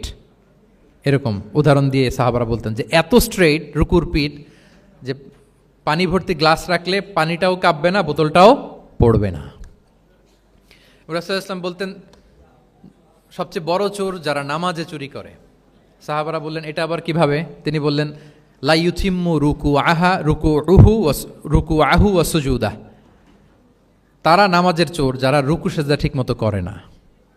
তো বললেন যে রুকু থেকে আবার স্ট্রেট হয়ে দাঁড়াবে, যখন সিজদায় যাবে ইতমিনানের সাথে, উইথ রিল্যাক্সেশন। নামাজের মধ্যে কি থাকবে? রিল্যাক্সেশন থাকবে। কি থাকবে বলেন? হ্যাঁ, রিল্যাক্সেশন থাকবে। যখন বললেন যে এই এক রাকাত যেমনি তোমাকে শিখালাম, সব নামাজ তুমি এইভাবে পড়বা, উইথ রিল্যাক্সেশন, নো রাশিং, তখন সাহাবী শিখে গেলেন। তাহলে এই যে অবজারভেশন অ্যান্ড কারেকশন, দেখতেন হোয়াটস গোয়িং অন অ্যারাউন্ড, কি হচ্ছে, ভুল হলেই শুধরে দিতেন। হজের দিন উনি ওটের সামনে বসা, পেছনে ফদল ইবনে আব্বাস রাদিয়াল্লাহু তাআলা আনহু, আব্দুল্লাহ ইবনে আব্বাসের ভাই, রাসূল সাল্লাল্লাহু আলাইহি ওয়াসাল্লামের কাজিন, রাসূল সাল্লাল্লাহু আলাইহি ওয়াসাল্লামের কি কাজিন। তো রাসূল সাল্লাল্লাহু আলাইহি ওয়াসাল্লাম বিভিন্ন মাসআলার উত্তর দিচ্ছেন। কি করতেছেন? মাসআলার উত্তর দিচ্ছেন। রাসূল সাল্লাল্লাহু আলাইহি ওয়াসাল্লাম হজ করেছিলেন কয়টা বলেন তো দেখি, কে জানে? হ্যাঁ, মাত্র একটা করছে। ঠিকঠাক আছে তো উত্তর? সবাই বলেন, কয়টা হজ করেছিলেন? হ্যাঁ, আসলে রাসূল সাল্লাল্লাহু আলাইহি ওয়াসাল্লাম কেবলমাত্র জীবনে কয়টা হজ করেছেন? একটা হজ করেছেন, 4টা উমরা করেছেন। আচ্ছা, এবার যেহেতু একটা হজ করেছেন, মানুষের অনেক ভুল হয়ে যাওয়া তো খুব স্বাভাবিক। কি বলেন? স্বাভাবিক না? স্বাভাবিক। ফলে 10 জিলহজ, যেটা ভেরি হ্যাকটিক ডে, একদিনে অনেক কাজ করতে হয়, 5টা কাজ। জামরায় স্টোনিং করতে হয়, পাথর মারো, স্লটার করো, প্রাণী জবাই করো, মাথার চুল ফেলে দাও, আবার চলে যায় মক্কায়, ফরজ তাওয়াফ করো, সাই করো, ফিরে আসো। এই যে 5টার সিকোয়েন্স অনেকে রাখতে পারে না, ভুল করে ফেলে। এখন 1400 বছর পরে, মুআল্লিমরা এত তালিমের পরেও আমরা ভুল করে ফেলি। তাহলে ওই সময় কি হয়েছিল বলেন? এটা ছিল প্রথম হজ। তো রাসূল সাল্লাল্লাহু আলাইহি ওয়াসাল্লাম জানেন আজকে তো অনেক ভুল করবে, তিনি আকাবা, মিনার পাশে আকাবার এখানে হেল্পলাইন সার্ভিস চালু করছেন, মানে নিজে দাঁড়ায় আছেন, দেখি কার কি ভুল হয়, জিজ্ঞেস করলে মাসালা বলে দেব। সুবহানাল্লাহ। তো এসে একজন বলে যে ইয়া রাসূলুল্লাহ, আমি তো ওই আগে কুরবানি পরে চুল কাটা, আমি আগে চুল কেটে ফেলছি। রাসূল সাল্লাল্লাহু আলাইহি ওয়াসাল্লাম বলে ইফআল ওয়ালা হারাজ, ওকে, কোনো সমস্যা নেই, যাও। আরেকজন এসে বলে আমি তো আগে এটা করছি। ওই দিন যাই নবীকে জিজ্ঞেস করা হয়েছে, নবী সাল্লাল্লাহু আলাইহি ওয়াসাল্লাম ফ্লেক্সিবিলিটি দিয়ে দিয়েছেন, বলে করো, অসুবিধা নাই। তো ওই যে দাঁড়িয়ে তিনি মাসালা বলতেছেন, পেছনে ছিল ফদল ইবনে আব্বাস, ছোট ছোট সাহাবী, তরুণ। তো খাসাআম গোত্রের এক নারী আসছিল একটা মাসালা জিজ্ঞেস করতে, and she was a very beautiful lady, বেশ সুন্দরী ছিল। তো এসে রাসূল সাল্লাল্লাহু আলাইহি ওয়াসাল্লামকে যখন প্রশ্ন করতেছে, ফদল ইবনে আব্বাস ওই নারীর দিকে তাকায় আছে, এবং ওই নারীও ফদল ইবনে আব্বাসের দিকে তাকায় আছে। রাসূল সাল্লাল্লাহু আলাইহি ওয়াসাল্লাম উত্তরও দিচ্ছেন, আবার খেয়াল করতেছেন যে চোখাচোখি হয়ে যাচ্ছে। যখনই তিনি অবজার্ভ করলেন যে ফদল ইজ ক্রসিং দ্য লিমিট, একবার চোখ পড়তে পারে, তারপর তো নামিয়ে ফেলতে হবে, সে যখন তাকিয়ে আছে, নারীও তাকিয়ে আছে, তখন রাসূল সাল্লাল্লাহু আলাইহি ওয়াসাল্লাম কি করলেন? ওয়াজআলান নবী সাল্লাল্লাহু আলাইহি ওয়াসাল্লাম ইয়াসরিফু ওয়াজহাল ফদলি ইলা শিক্কিল আখার, সাথে সাথে ফদলকে বললেন, ফদল ওইদিকে না, এইদিকে তাকাও। এটা সরাসরি হাদিসের অনুবাদ করে শোনাচ্ছি, আমার পক্ষ থেকে না, এবং বুখারীর হাদিস। ফাজআলা ইয়াসরিফু ওয়াজহাল ফদলি, ফদল ইবনে আব্বাসের চেহারাটা রাসূল সাল্লাল্লাহু আলাইহি ওয়াসাল্লাম ঘুরিয়ে ফেললেন যে ফদল ওইদিকে তাকানো যাবে না, এদিকে তাকাও। ফদল রাদিয়াল্লাহু তাআলা আনহু নিজেকে সামলে নিলেন। এই যে this is the point, observation. এটা কি বলে? Observation and correction. রাসূল সাল্লাল্লাহু আলাইহি ওয়াসাল্লাম he was a very good observer, what's going on around, কি চলতেছে সব দিকে চোখ কান খোলা। বাংলায় কি বলে? বাংলায় বললে বুঝবেন ভালো, চোখ কান খোলা রাখতে হবে। তো রাসূল সাল্লাল্লাহু আলাইহি ওয়াসাল্লাম খেয়াল করলেন এবং ওনার চেহারা ঘুরিয়ে দিলেন। এভাবে তিনি কেউ ভুল করলে শুধরে দিতেন। এবং শুধরে দেওয়ার আরেকটা নিয়ম রাসূল সাল্লাল্লাহু আলাইহি ওয়াসাল্লাম, আল্লাহু আকবার, অনেক পয়েন্টস এখানে, যে কিভাবে তিনি অন্যের ভুল শুধরাতেন। কিভাবে ভুল শুধরাতেন? আমরা কিভাবে ভুল শুধরাই? বাংলাদেশের যে টেন্ডেন্সি, কেউ ভুল করলে আর মাইক্রোফোন যদি পাই যে মাহফিলে, এইবার তো পাইছি ওই বেটারে, ও কাফের, ওর দাদা কাফের, ওর 14 গোষ্ঠী কাফের, ও মারা যাওয়ার পরে যেখানে কবর দিবে, ওই কবরের উপর যে ঘাস উঠবে, ওই ঘাস যে গরু খাবে, ওই গরুর দুধ যে খাবে, ও কাফের। মানে 14 গোষ্ঠীকে কাফের বানাই দিচ্ছে। আমি জাস্ট সিনারিওটা আপনাদের সাথে শেয়ার করি, যে নিয়ম হচ্ছে কি, লেটস সে আমার একজন কো স্পিকার কোনো কিছু একটা ভুল করে ফেলছে, তার জানা নাও থাকতে পারে, আবার আমারও একটা জিনিস জানা নাও থাকতে পারে। কেউ ভুল করলে শুধরানোর নিয়ম হচ্ছে, সে যে ভুলটা করলো এটা যে ভুল এটা জানানো, যে অনেকে এরকম এরকম বলে, আসলে এটা ঠিক না, বরং ঠিক হচ্ছে এটা, এবং এর পক্ষে দলিল হচ্ছে এটা, জাস্ট এটা বলে দেওয়া। এটা যদি বলে দেয় তাহলে কি হবে, যখন ওই যে ভুল করছে সে যখন শুনবে, তার নাম তো আর বলা হয় নাই, সে তো বুঝে যাবে এটা তো আমি ভুলটা করছি, ফলে আমি শুধরে গেলাম, ওই লোক শুধরে যাবে। আর বাকি যারা লিসেনার, শ্রোতা, তারা সবাই সতর্ক হয়ে যাবে। তাইলে যেটা উদ্দেশ্য ছিল কাউকে শুধরানো, ওটা হয়ে গেছে না? কারো নাম নেওয়া প্রয়োজন হয়েছে? বলেন তো। রাসূল সাল্লাল্লাহু আলাইহি ওয়াসাল্লাম যখন কাউকে কারেক্ট করতেন তখন কখনো কারো নাম ধরে শুধরাতেন না, কারেক্ট করতেন না। আল্লাহু আকবার। নাম ধরে শুধরাতেন না, পাছে না সে লজ্জা পেয়ে যায়, পাছে না সে বিব্রত হয় মানুষের সামনে। সুবহানাল্লাহ। অন্যের রাইটস, অন্যের ব্যক্তিত্বের ব্যাপারে কতটা মর্যাদাশীল ছিলেন। কারণ কারো নাম ধরে তো আমার শুধরানোর দরকার নেই, এটা যে ভুল সোসাইটিকে এটা জানালেই হবে। তাহলে যে ভুল করছে সে শুধরে গেল, বাকিরা সতর্ক হয়ে গেল, ঠিক না? আচ্ছা, 3 সাহাবী মিলে একবার ভাবলো রাসূল সাল্লাল্লাহু আলাইহি ওয়াসাল্লাম বাড়িতে কি কি আমল করে, আমরা একটু আম্মাজানদের জিজ্ঞেস করি, তাহলে আমরাও আমাদের আমল একটু বাড়াবো। যে জিজ্ঞেস করলো যে আম্মাজানারা একটু বলেন তো উনি বাসায় কি কি আবাদত করে, কতটুকু কোরআন পড়ে, তাহাজ্জুদ কেমনে পড়ে। আম্মাজানরা বর্ণনা দিলেন। বর্ণনা শোনার পরে কান্নাহুম তাকাল্লুহা, ওনাদের কাছে একটু কম মনে হইলো, মানে অনেক এক্সপেকটেশন নিয়ে আসছিল। তারা ভাবছিল মানে রাতে ঘুমাই না, সারা রাত তাহাজ্জুদ আর কান্নাকাটি করে রাসূল ইসলাম কাটায় দেয়, তাদের এরকম একটা ধারণা ছিল। কিন্তু এসে শুনে যে না, আসার পরে নাকি ঘুমোতে যায়, অনেকক্ষণ ঘুমিয়ে সেই মাঝরাতে নাকি ওঠে। যা যা বর্ণনা শুনলো কান্নাহুম তাকাল্লুহা, এদের কাছে একটু কম মনে হলো। তো একজন বলতেছে আরে কম না, আইনা নাহনু মিন রাসূলিল্লাহ, কোথায় আল্লাহ রাসূল আর কোথায় আমরা। গফির লাহু মা তাকাদ্দামা মিন যামবিহি ওয়া মা তাআখার, ওনার তো আগের পরের সব গুনাহই মাফ। আদতে তো গুনাহই নাই, নবীরা তো মাসুম। তো ওনার সাথে কি আমাদের তুলনা, আমাদের এত কম করলে হবে না, তো কি করতে হবে? একজন বলে যে আজকে থেকে আমি আর ঘুমাবোই না সারা রাত তাহাজ্জুদ পড়বো। আচ্ছা। আরেকজন বলে আমি আর না খেয়ে মানে রোজা ছাড়া থাকবো না, আমি সওমে ভিসাল করব, সারা বছর রোজা রাখবো, যা করে আল্লাহ, রোজা থামাবো না, আমি রেগুলার রোজা রেখেই যাব। আচ্ছা। আরেকজন বলে আমি আর আমার স্ত্রীদের কাছেই যাব না, আমি সন্ন্যাসী জীবন নিয়ে নিলাম, আমি সন্ন্যাসী থাকবো, স্ত্রীদের সাথে মেলামেশাতে এই আমি যাব না, আমি এটা থেকে বিরত থাকবো। এই কথা যখন রাসূল সাল্লাল্লাহু আলাইহি ওয়াসাল্লামের কানে গেল, রাসূল ইসলাম রেগে গেলেন। রেগে গিয়ে সাহাবীদেরকে জড়ো করলেন। জড়ো করে তিনি বলতে আরম্ভ করলেন, তিনি বললেন আনতুমুল্লাযীনা কুলতুম কাযা ওয়া কাযা, আচ্ছা তোমাদের মধ্যে কে কে নাকি এরকম এরকম বলছে। সুবহানাল্লাহ। তিনি বলতে পারতেন এই আব্দুল্লাহ স্ট্যান্ড আপ, দাঁড়াও, আব্দুর রহিম দাঁড়াও, এই আব্দুল সাত্তার তুমি নাকি বলছো যে সারা রাত, এটা একটা কথা বললা তুমি নাকি বলছো যে সারা বছর রোজা, এটা তুমি কি কথা বল, তো ভুল কাজ করছো, এটাও জানো না তুমি নাকি বলছো স্ত্রীদের সাথে মিশবা না। এরকম যদি Abdullah, Abdur Rahman, just for example, এইভাবে দাঁড় করিয়ে যদি নাম ধরে ধরে বলতেন, ওনারা সাহাবীদের সামনে লজ্জিত হতেন না? না। আনতুমুল্লাযীনা কুলতুম কাযা ওয়া কাযা, এটাই রাসূল সাল্লাল্লাহু আলাইহি ওয়াসাল্লামের কাউকে কারেক্ট করার, তাসহিহ করার অভ্যেস ছিল। মা বালু আকওয়ামিন ইয়াকুলুনা কাযা ওয়া কাযা, মাঝে মাঝে বলতেন মা বালু আকওয়ামিন ইয়াফআলুনা কাযা ওয়া কাযা, তোমাদের মধ্যে কেউ কেউ নাকি এমনটা বলে, তোমাদের মধ্যে কেউ কেউ নাকি এমনটা করে। কই আমি তো রাতে ঘুমাই আবার সালাত পড়ি, কই আমি তো রোজা রাখি সোম বৃহস্পতি, বাকি দিনগুলোতে খাই, কই আমি তো আমার স্ত্রীদের সাথে মেলামেশা করি, এই সব কিছুকে ব্যালেন্স করেও তো আমার নবুয়তির তো আমার কোনো সমস্যা হয় নাই, আল্লাহ ভীরু হতে তো সমস্যা হয় নাই। ওয়াল্লাহি ইন্নী লা আখশাকুম লিল্লাহি ওয়া আতকাকুম লাহ, আল্লাহর শপথ আমি তোমাদের চাইতে আল্লাহকে বেশি ভয় করি, আমি তোমাদের চাইতে বেশি মুত্তাকি। তারপরেও এরকম ব্যালেন্সড লাইফ লিড করাতে আমার তো কোনো সমস্যা হয় নাই, তোমাদের কেন সমস্যা হলো, তোমরা এটা কোথায় পেলে? ফামান রাগিবা আন সুন্নতি ফালাইসা মিন্নি, জেনে রাখো আমি যে স্ট্যান্ডার্ড ঠিক করে দিয়েছি এটাই সর্বশ্রেষ্ঠ ইবাদত, এর বাইরে যে কেউ যদি কিছু করে আমার সুন্নতের বাইরে, সে আমার দলভুক্ত হতে পারবে। সুবহান। এরকম যখন ধমক দিয়ে শাসিয়ে দিলেন, যেই 3 জন সাহাবী এই কথা বলছিল ওনারা তো শুধরে গেলেন, ওনারা তো টের পাচ্ছেন যে এগুলো আমাদের কি বলতেছে, ওনারা টের পাচ্ছেন না, শুধরে গেলেন, আর বাকিরা সতর্ক হয়ে গেলেন। আল্লাহু আকবার। সো এটা হচ্ছে কারেক্ট করার নিয়ম। এখন আমরা কি করি, কেউ একটা ভুল করলে তখন তাকে ধরি, তার 14 পুরুষ নিয়ে কথা বলি, তার ব্যাপারে যদি আমার কোনো তিক্ত অভিজ্ঞতা থাকে, ঝাল মেটানোর একটা সুযোগ পেলাম, আমি ঝাল মেটাই, তাকে ছোট করি, হেয় করি, হেন কোনো কথা নাই যে আমি বলি না।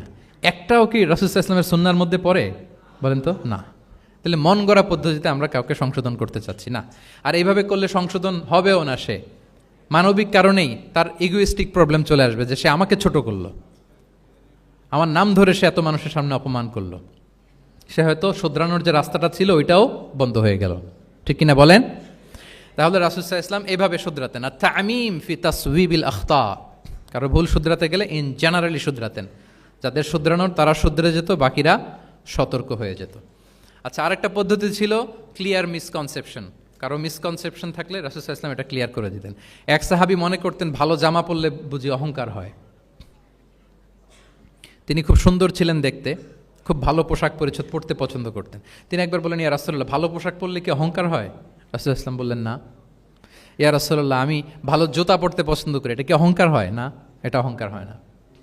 আমি মানুষকে খুব খাওয়াতে পছন্দ করি এবং আমি চাই আমার চেয়ে যেন কেউ এটা এই কাজে আগাতে না পারে, আমিই খাওয়াবো, এটা কি অহংকার? রাসূল সাল্লাল্লাহু আলাইহি ওয়াসাল্লাম বললেন, না, এটা অহংকার না। অহংকার হচ্ছে আল কিবরু বাতারুল হাক্কি ওয়া গামতুন নাস। অহংকার হচ্ছে সত্যকে প্রত্যাখ্যান করা আর মানুষকে তুচ্ছ-তাচ্ছিল্য করা। সুবহানাল্লাহ। তাহলে এই যে মিসকনসেপশন, সে ভাবছে ভালো পোশাক পরলে এটা অহংকার হয়ে যায়, ভালো জামা পরলে অহংকার হয়ে যায়, এগুলোতে অহংকার হয় না, বরং অহংকার হয় সত্যকে প্রত্যাখ্যান করলে আর মানুষকে তুচ্ছ-তাচ্ছিল্য করলে। তাহলে এই জাতীয় মিসকনসেপশন ইন দ্য সোসাইটি, এটাকে তিনি ক্লিয়ার করে দিতেন। আচ্ছা, প্র্যাকটিক্যালি শেখানোর চেষ্টা করতেন। কি করতেন? প্র্যাকটিক্যালি। আচ্ছা, আর কয়েক মিনিটের মধ্যে আমরা শেষ করে দেব। যেটাকে প্রায়োগিক শিক্ষা, ব্যবহারিক শিক্ষা। অজু করে দেখাতেন, এইভাবে অজু করতে হয়। সালাত পড়ে দেখাতেন, সল্লু কামা রাআইতুমুনি উসাল্লি। সালাত তো হচ্ছে আল আমাল আল মুতাওয়ারাস, এই উম্মার অবিচ্ছিন্ন কর্মধারা। সালাত জিবরিল আলাইহিস সালামকে শিখিয়েছেন আল্লাহ, রাসূল সাল্লাল্লাহু আলাইহি ওয়াসাল্লামকে শিখিয়েছেন জিবরিল আলাইহিস সালাম, রাসূল সাল্লাল্লাহু আলাইহি ওয়াসাল্লাম শিখিয়েছেন সাহাবীদেরকে। এইভাবে অবিচ্ছিন্ন কর্মধারা, আরবিতে বলে আল আমাল আল মুতাওয়ারাস। এবং রাসূল সাল্লাল্লাহু আলাইহি ওয়াসাল্লাম বলতেন, সল্লু কামা রাআইতুমুনি উসাল্লি, আমাকে যেমনি সালাত পড়তে দেখো এইভাবে পড়ো। হজের ক্ষেত্রেও বলেছেন, খুদু আন্নি মানাসিকাকুম, হজের বিধানকে দেখে নাও। একবারই তো হজ করেছেন, হাতে কলমে প্র্যাকটিক্যাল গাইডলাইন দিয়ে শিখিয়েছেন। এবং সাহাবারা ভুল করে কিনা মাঝে মাঝে শুনতেন, যেটাকে আরবিতে বলে কেরাতু তিলমিদা আলা শেখ। আব্দুল্লাহ ইবনে মাসউদ রাদিয়াল্লাহু তাআলা আনহুকে রাসূল সাল্লাল্লাহু আলাইহি ওয়াসাল্লাম একবার বললেন, আব্দুল্লাহ একটু তেলাওয়াত করো তো। তিনি বললেন, আকরাউ আলাইকা ওয়া আলাইকা উনজিল, হে নবী, আমি আপনার সামনে দাঁড়ায় তেলাওয়াত করব, আপনার উপর কোরআন নাজিল হয়। রাসূল সাল্লাল্লাহু আলাইহি ওয়াসাল্লাম বললেন যে, ইন্নী উহিব্বু আন আসমাআহু মিন গায়রি, হে আব্দুল্লাহ ইবনে মাসউদ, আমি কোরআন তেলাওয়াত তোমাদেরকে শোনাতে যেমনি পছন্দ করি, তোমরা কেউ পড়বা আর আমি শুনবো, এটাও খুব পছন্দ করি। কারণ উনি প্ল্যান করে রাখছেন আব্দুল্লাহ ইবনে মাসউদ কি হবেন, তিনি কিছুদিন পরে উম্মার শিক্ষক হবেন। ওইখানে আবার ভুলটুল করে ফেলেন কিনা উনি জাজ করতেছেন। তখন আব্দুল্লাহ ইবনে মাসউদ রাদিয়াল্লাহু তাআলা আনহু সূরা নিসা তেলাওয়াত করে শোনালেন। তাহলে রাসূল ইসলামের একটা পন্থা ছিল, তিনি শুনতেন আবার শোনাতেন। কি করতেন? শুনতেন, শোনাতেন। প্রতি রমাদানে যতটুকু কোরআন নাজিল হয়েছে তিনি জিবরিল আলাইহিস সালামকে শোনাতেন, আবার জিবরিল আলাইহিস সালাম পুরো কোরআন রাসূল সাল্লাল্লাহু আলাইহি ওয়াসাল্লামকে শোনাতেন। এটা ছিল একটা টেকনিক। আচ্ছা, রাইটিং মেথড, আমরা যেমনি লেখি, অ্যাসাইনমেন্ট, প্রেজেন্টেশন, লেখার মাধ্যমে জ্ঞান বিতরণ, জ্ঞান অর্জন, এটা কম ছিল। আমি আগেই বলেছি মেইনলি ছিল oral based and QnA based, কিন্তু লেখাজোখা যে ছিলই না তা না। লেখা জানতো, হাতে গোনা অল্প কিছু সাহাবী মক্কায় লিখতে জানতেন, পড়তে জানতেন। মদিনাতেও ইহুদিরা জানতো, কিন্তু অন্যান্যরা, আরবরা, তাদের মধ্যে লেখার যে কালচার এটা ওইভাবে গড়ে ওঠেনি। জানতেন অল্প সংখ্যক লোক। যেমন ওহী লেখক সাহাবী ছিলেন ইবনে কাসিরের বর্ণনা মতে 23 জন। কয়জন? ওনারা খেজুর গাছের ছালে, পাথরে, চামড়ায়, প্রাণীর চ্যাপ্টা হাড়ের মধ্যে কোরআন লিখে রাখতেন। এবং রাসূল সাল্লাল্লাহু আলাইহি ওয়াসাল্লাম কোরআন ছাড়া অন্য কিছু ওনার কাছ থেকে যেন লিখে রাখা না হয় এই মর্মে আদেশ জারি করেছেন, লা তাকতুবু আন্নী গায়রাল কোরআন ওয়া মান কাতাবা আন্নী গায়রাল কোরআনি ফালইয়ামহু, কোরআন ছাড়া কিছু লিখো না। তাহলে কোনটা আমার কথা আর কোনটা আল্লাহর কথা মিক্স আপ হয়ে যাবে। কিন্তু কোরআন যখন অধিকাংশ রেকর্ডেড হয়ে গেল, তখন তিনি হাদিস সংরক্ষণের জন্য, লেখার জন্য পারমিশন দিয়ে দিলেন। যেমন মক্কা বিজয়ের ভাষণের পরে ইয়ামান থেকে আসা এক লোক আবু শাহ বলতেছে, ইয়া রাসূলুল্লাহ, আপনার ভাষণটা আমার একটু লিখে দিলে ভালো হয়। কি দিলে? লিখে দিলে। রাসূল ইসলাম সাহাবাদেরকে বললেন, উক্তুবু লি আবি শাহ, ঠিক আছে, এই ইয়ামানি ভিজিটর, তাকে আমার ভাষণটা তোমরা লিখে দাও। তাহলে এই লেখার পদ্ধতিটা খুব কম ছিল। রাসূল সাল্লাল্লাহু আলাইহি ওয়াসাল্লাম নিজে লিখতেন না, কাতেবে ওয়াহিদের দিয়ে লেখাতেন, কোরআন লেখাতেন। 7ম হিজরিতে যখন সুপার পাওয়ারদেরকে চিঠি লিখিয়েছিলেন, কাতেবে ওয়াহিদদেরকে দিয়ে চিঠি লিখিয়েছেন, এটা রাসূল সাল্লাল্লাহু আলাইহি ওয়াসাল্লাম করতেন। আচ্ছা, সফট স্কিল ডেভেলপমেন্টের ব্যাপারে রাসূল সাল্লাল্লাহু আলাইহি ওয়াসাল্লাম উদ্বুদ্ধ করেছেন।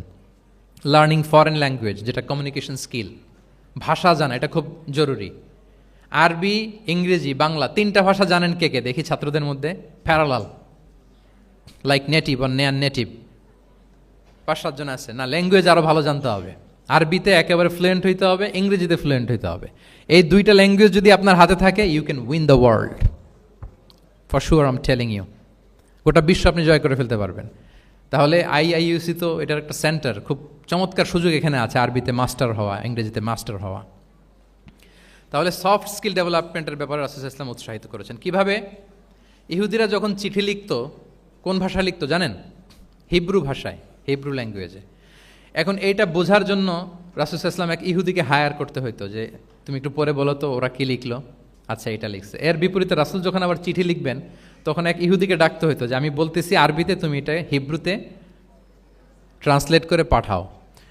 তো যেহেতু ইহুদিরা বিশ্বাসঘাতকতার অনেকগুলো ইনসিডেন্ট আছে, ট্রেচারি, বিট্রেয়াল ইনসিডেন্ট অনেকগুলো আছে, রাসূল সাল্লাল্লাহু আলাইহি ওয়াসাল্লাম বললেন আমি ইহুদিদেরকে বিশ্বাস করতে পারি না, কারণ একজনটা নিয়ে আসলাম, চিঠি একটা লিখছে একটা, সে অর্থ শোনাইলো আরেকটা।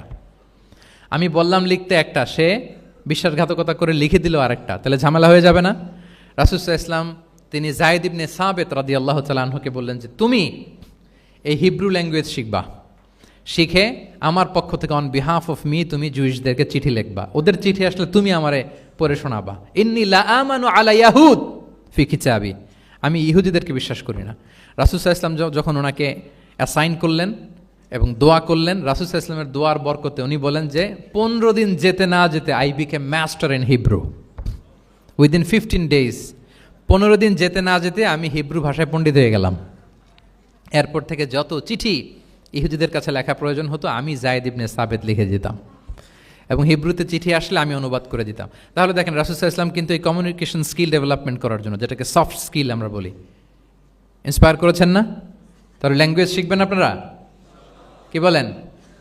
শুধু আরবি ইংরেজি না, পারলে জাপানিজও শিখেন, চাইনিজও শিখেন, অনেক কাজে লাগবে। অ্যাটলিস্ট অ্যারাবিক অ্যান্ড ইংলিশ, ইনশাল্লাহ বলেন। সবাই বলেন নাই? মাশাআল্লাহ তাবারাকাল্লাহ। আমার সময় বোধহয় শেষ হয়ে আসছে না? আমার 1টা পর্যন্ত সময় দেওয়া হয়েছিল, আর 1 মিনিট বাকি। ঠিক আছে, আমি শেষ করে দিচ্ছি। রিজনিং, মারিফাতুল ইল্লা, শুধু একটা লিগ্যাল অপিনিয়ন জানিয়ে রাসূল সাল্লাল্লাহু আলাইহি ওয়াসাল্লাম ক্ষান্ত হতেন না। কেন এটা হালাল, কেন হারাম, রিজনিং শিখিয়েছেন তিনি।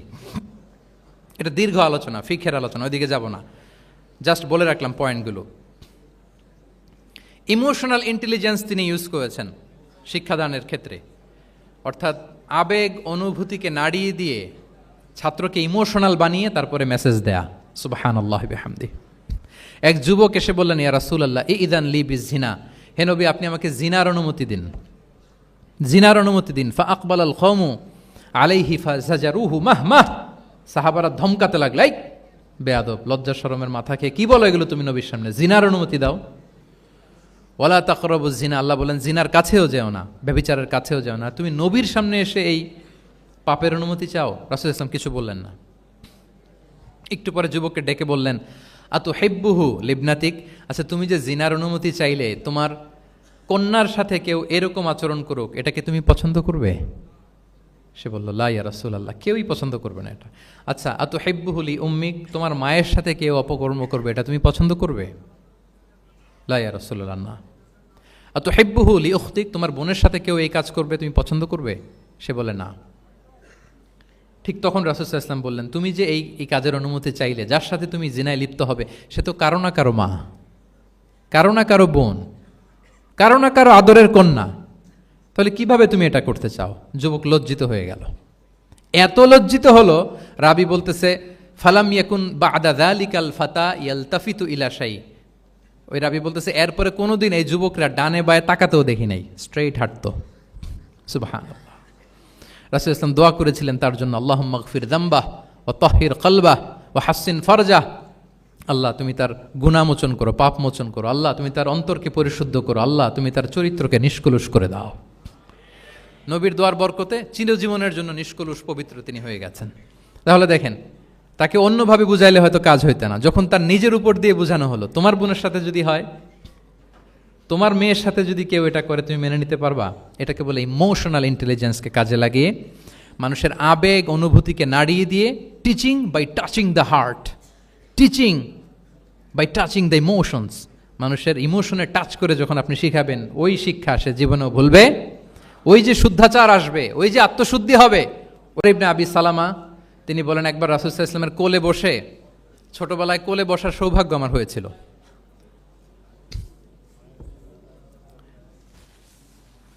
এবং আমাদেরকে খাবার দেয়া হলো, তো তিনি ছোট মানুষ, একবার এদিক থেকে খায় ওদিক থেকে খায়। রাসূল সাল্লাল্লাহু আলাইহি ওয়াসাল্লাম বললেন, ইয়া গোলাম, হে শিশু, সাম্মিল্লাহ, বিসমিল্লাহ বলো। ওকুল বি ইয়ামিনিক, বা হাতে না ডান হাতে খাও। দেখেন ছোটদেরকে কীভাবে শেখাতেন, তারবিয়া, চাইল্ড তারবিয়া। ওয়াকুল মিম্মা ইয়ালিক, তোমার সামনে যেটা আছে ওইটা খাও, এদিক থেকে ওদিক থেকে চারদিক থেকে নিও না। রাবি বলেন যে ফামা ঝালা চিলকা তু'মাতু বাদু, উনি বলতেছেন এরপর থেকে আজীবন আমার খাওয়ার স্টাইল এটাই হয়ে গেছে। নবীর ওই কথা আমার কানে ঘন্টার মতো বাজে। খাওয়া শুরু করলেই আগে আমি বিসমিল্লাহ বলি, ডান হাত দিয়ে নেই, আর আমার সামনে যেটা আছে ওইটা থেকে খাওয়া শুরু করি। দেখেন চাইল্ড তারবিয়া কীভাবে করতেন। তাহলে এটিকেটস অফ হ্যাভিং ফুড কীভাবে খাবে রাসূল সাল্লাল্লাহু আলাইহি ওয়াসাল্লাম শিখালেন। আপনারা জানেন যে হাশিমি খানদান, মানে বনু হাশিমদের জন্য জাকাতের সম্পদ খাওয়া, রাসূল সাল্লাল্লাহু আলাইহি ওয়াসাল্লামের বংশের জন্য জাকাতের সম্পদ খাওয়া হারাম। তো একবার জাকাতের সাদাকার খেজুর ছিল স্তূপ করা, রাসূল সাল্লাল্লাহু আলাইহি ওয়াসাল্লামের নাতি হাসান রাদিয়াল্লাহু তাআলা আনহু, ছোট্ট মানুষ, এসেই ওই খেজুর নিয়ে খেতে আরম্ভ করল। দূর থেকে রাসূল সাল্লাল্লাহু আলাইহি ওয়াসাল্লাম দেখে বললেন, কেখ কেখ এরমি বিহা। কেখ কেখ মানে আমরা বাংলা যেটাকে ওয়াক্থু, ওয়াক্থু মানে থু মেরে ফেলে দাও। এটা বলে তিনি হাসান রাদিয়াল্লাহু তাআলা আনহুর মুখ থেকে খেজুরটা বের করলেন আর বললেন, আলা তা'লাম আন্না লা না'কুলু সাদাকা, মানে নানা ভাই, আদরের নানা ভাই, তুমি কি জানো না আমরা সাদাকার সম্পদ খেতে পারি না, তাড়াতাড়ি ফেলে দাও। মুখ থেকে টেনে যে খেজুরটা নিয়েছিলেন হাসান রাদিয়াল্লাহু তাআলা আনহু, সেটাকে রাসূল সাল্লাল্লাহু আলাইহি ওয়াসাল্লাম বের করে দিলেন। তাহলে এখানে কনসেপ্ট অফ হালাল এন্ড হারাম ছোটবেলা থেকেই নানা ভাইকে উনি ক্লিয়ার করে দিচ্ছেন। আব্দুল্লাহ ইবনে আব্বাস রাদিয়াল্লাহু তাআলা আনহু রাসূল সাল্লাল্লাহু আলাইহি ওয়াসাল্লামের কি ছিলেন সম্পর্কে বলেন, কি ছিল? সবাই বলেন আওয়াজ করে। কাজিন, চাচাতো ভাই। আরেকটা সম্পর্ক ছিল রাসূল সাল্লাল্লাহু আলাইহি ওয়াসাল্লাম ওনার আর কি হইতো? খালু মাইমুনা বিনতুল হারিস রাদিয়াল্লাহু তাআলা আনহা, তিনি ছিলেন আব্দুল্লাহ ইবনে আব্বাসের খালা। আর যেহেতু রাসূল সাল্লাল্লাহু আলাইহি ওয়াসাল্লাম বিয়ে করেছিলেন, ফলে রাসূল সাল্লাল্লাহু আলাইহি ওয়াসাল্লাম ওনার সম্পর্কের আরেক সম্পর্কে কি হয়? খালু। তো উনি খুব ছোট ছিলেন, এত ছোট যে রাসূল সাল্লাল্লাহু আলাইহি ওয়াসাল্লাম যখন ইন্তেকাল করেন তখন ওনার বয়স ছিল 13। আব্দুল্লাহ ইবনে আব্বাসের বয়স তখন কত? 13। তো ফলে ছোট মানুষ প্রায় খালার বাসায় রাতে থাকতো এবং রাসূল সাল্লাল্লাহু আলাইহি ওয়াসাল্লামের আশেপাশে ঘুমাতো। একবার রাসূল সাল্লাল্লাহু আলাইহি ওয়াসাল্লাম ওয়াশরুম করতে গেলেন দূরে, এবং রাসূল সাল্লাল্লাহু আলাইহি ওয়াসাল্লামের অভ্যেস ছিল ওয়াশরুম সেরে এসেই অজু করতেন। তো উনি এসে দেখে ওনার অজুর পাত্রে কে যেন পানি রেখে দিচ্ছে। জিজ্ঞেস করলেন কে রেখেছে? বলা হলো যে আব্দুল্লাহ ইবনে আব্বাস রেখেছে। রাসূল সাল্লাল্লাহু আলাইহি ওয়াসাল্লাম এত খুশি হলেন যে এখন যে আমার এটা দরকার, ছোট্ট আব্দুল্লাহ এটা বুঝে ফেললো। উনি ওনাকে জড়িয়ে ধরে একটা দোয়া করলেন, আল্লাহুম্মা আল্লিমহুল কিতাব, আল্লাহুম্মা ফাক্কিহু ফিদ্দীন ওয়া আল্লিমহু তা'বিল। আল্লাহ আপনি আব্বাসকে কিতাবের জ্ঞান শিক্ষা দেন। এবং এই দোয়ার বরকতে উনি রাইসুল মুফাসসিরিন হয়েছেন। এই পৃথিবীতে যত মুফাসসির আসবে সব মুফাসসিরদের সম্রাট হচ্ছে আব্দুল্লাহ ইবনে আব্বাস রাদিয়াল্লাহু তাআলা আনহু। আচ্ছা, উনি কি শিখাতেন, কিভাবে শিখাতেন? তাহাজ্জুদের সময় রাসূল সাল্লাল্লাহু আলাইহি ওয়াসাল্লাম নামাজে দাঁড়ালেন, আব্দুল্লাহ ইবনে আব্বাস এসে রাসূল সাল্লাল্লাহু আলাইহি ওয়াসাল্লামের বাম দিকে দাঁড়ালেন। ছোট মানুষ ভাবছে আমিও যাই নামাজ পড়ি। আচ্ছা বলেন তো, যদি দুইজন হয় নামাজে, একজন ইমাম আর একজন মুসল্লি, মুসল্লি ইমামের কোন দিকে দাঁড়াবে? কিন্তু আব্দুল্লাহ ইবনে আব্বাস দাঁড়াইছে কোন দিকে? বাম দিকে, কারণ উনি ব্যাপারটা জানেন না। তখন রাসূল সাল্লাল্লাহু আলাইহি ওয়াসাল্লাম কি করলেন? হাত দিয়ে টেনে পিছন দিয়ে এনে ডান দিকে নিয়ে আসলেন। তাহলে রুলিংস অফ সালাতের সুন্নাহ কি, কিভাবে দাঁড়াতে হবে, এটা তিনি শিখালেন ছোট্ট আব্বাসকে, আব্দুল্লাহ ইবনে আব্বাসকে। এরকম অসংখ্য হাদিস আপনি সিরাতের পরতে পরতে, হাদিসের পরতে পরতে পাবেন, যে বাচ্চাদেরকে, শুধু যে যুবকদেরকে, তরুণদেরকে রাসূল সাল্লাল্লাহু আলাইহি ওয়াসাল্লাম শিখিয়েছেন এমনটা না, বরং শিশুদেরকেও শিখিয়েছেন।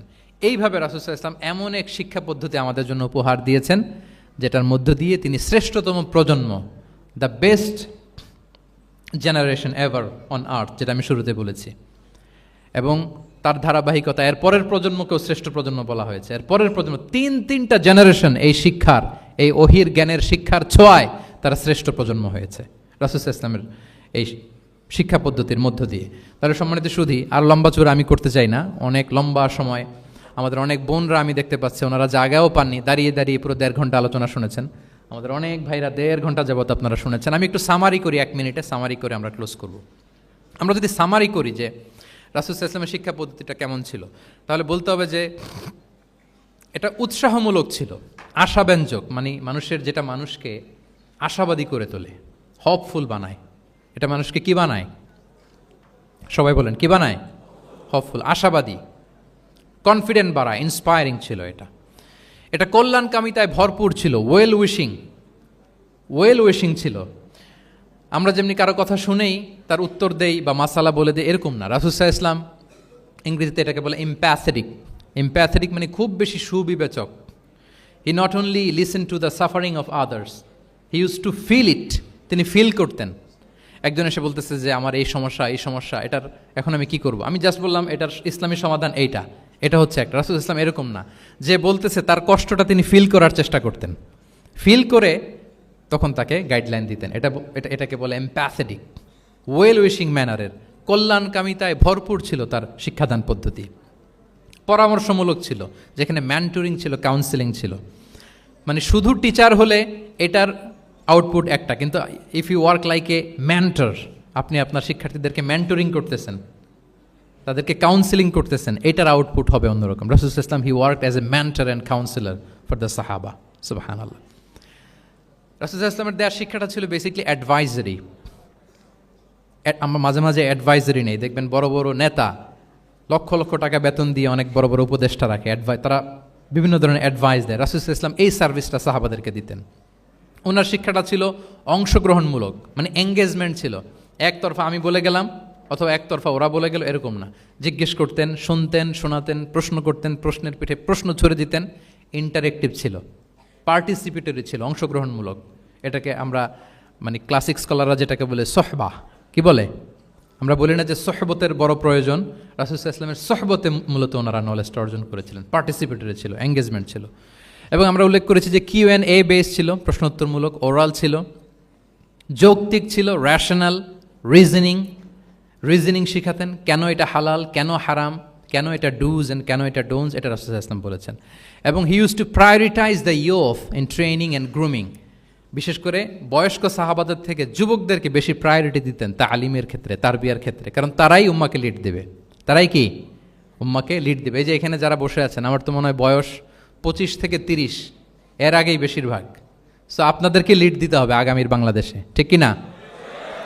এই জন্য রাসূল সাল্লাল্লাহু আলাইহি ওয়াসাল্লাম বাছাই করে করে কোন সাহাবীর কী ধরনের যোগ্যতা আছে এবং ইসলামের জন্য এটা কিভাবে কাজে লাগতে পারে, ওইভাবে সাহাবীদেরকে তিনি গাইড করতেন।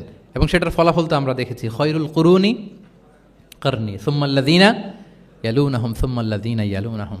এই ওহির জ্ঞানের স্পর্শে, এই শিক্ষার, এই তালিমের স্পর্শে তারা শ্রেষ্ঠ প্রজন্ম হয়েছেন। এবং তার পরের প্রজন্ম, তিনটা প্রজন্মকে তিনি শ্রেষ্ঠ প্রজন্ম বলে ঘোষণা দিয়েছেন। আমি আর দীর্ঘায়িত করব না। আমরা যদি রাসূল সাল্লাল্লাহু আলাইহি ওয়াসাল্লামের আনিত এই শিক্ষা পদ্ধতি আমাদের শিক্ষা ব্যবস্থার মধ্যে ইনক্লুড করতে পারি, তাহলে আমরাও আমাদের প্রজন্মকে ওইরকম শ্রেষ্ঠ প্রজন্ম হিসেবে গড়ে তুলতে পারবো ইনশাআল্লাহ বিইذনিল্লাহ। আওয়াজ করে সবাই পড়ে ইনশাআল্লাহ বিইذনিল্লাহ। আমি সবাইকে আবারও অন্তরের অন্তঃস্থল থেকে শুকরিয়া জানাই। Discourse on prophetic teaching methodology, এই শিরোনামের আলোচনা প্রায় 1.5 ঘন্টা যাবৎ খুব মনোযোগের সাথে আপনারা শুনেছেন। আল্লাহ তাআলা আপনাদের সবাইকে কবুল করুন, আপনাদেরকে ভালো রাখুন, ঈমানের সাথে রাখুন। আমি অথরিটিকে আবারও অন্তরের অন্তঃস্থল থেকে ধন্যবাদ এবং মোবারকবাদ জানিয়ে আমার এই সংক্ষিপ্ত আলোচনা এখানেই শেষ করছি। হাযা মা ইনদি ওয়াল ইলমু ইনদাল্লাহি আলাইহি তাওয়াক্কালতু ওয়া ইলাইহি উনীব। আসসালামু আলাইকুম ওয়া রাহমাতুল্লাহি ওয়া বারাকাতুহু।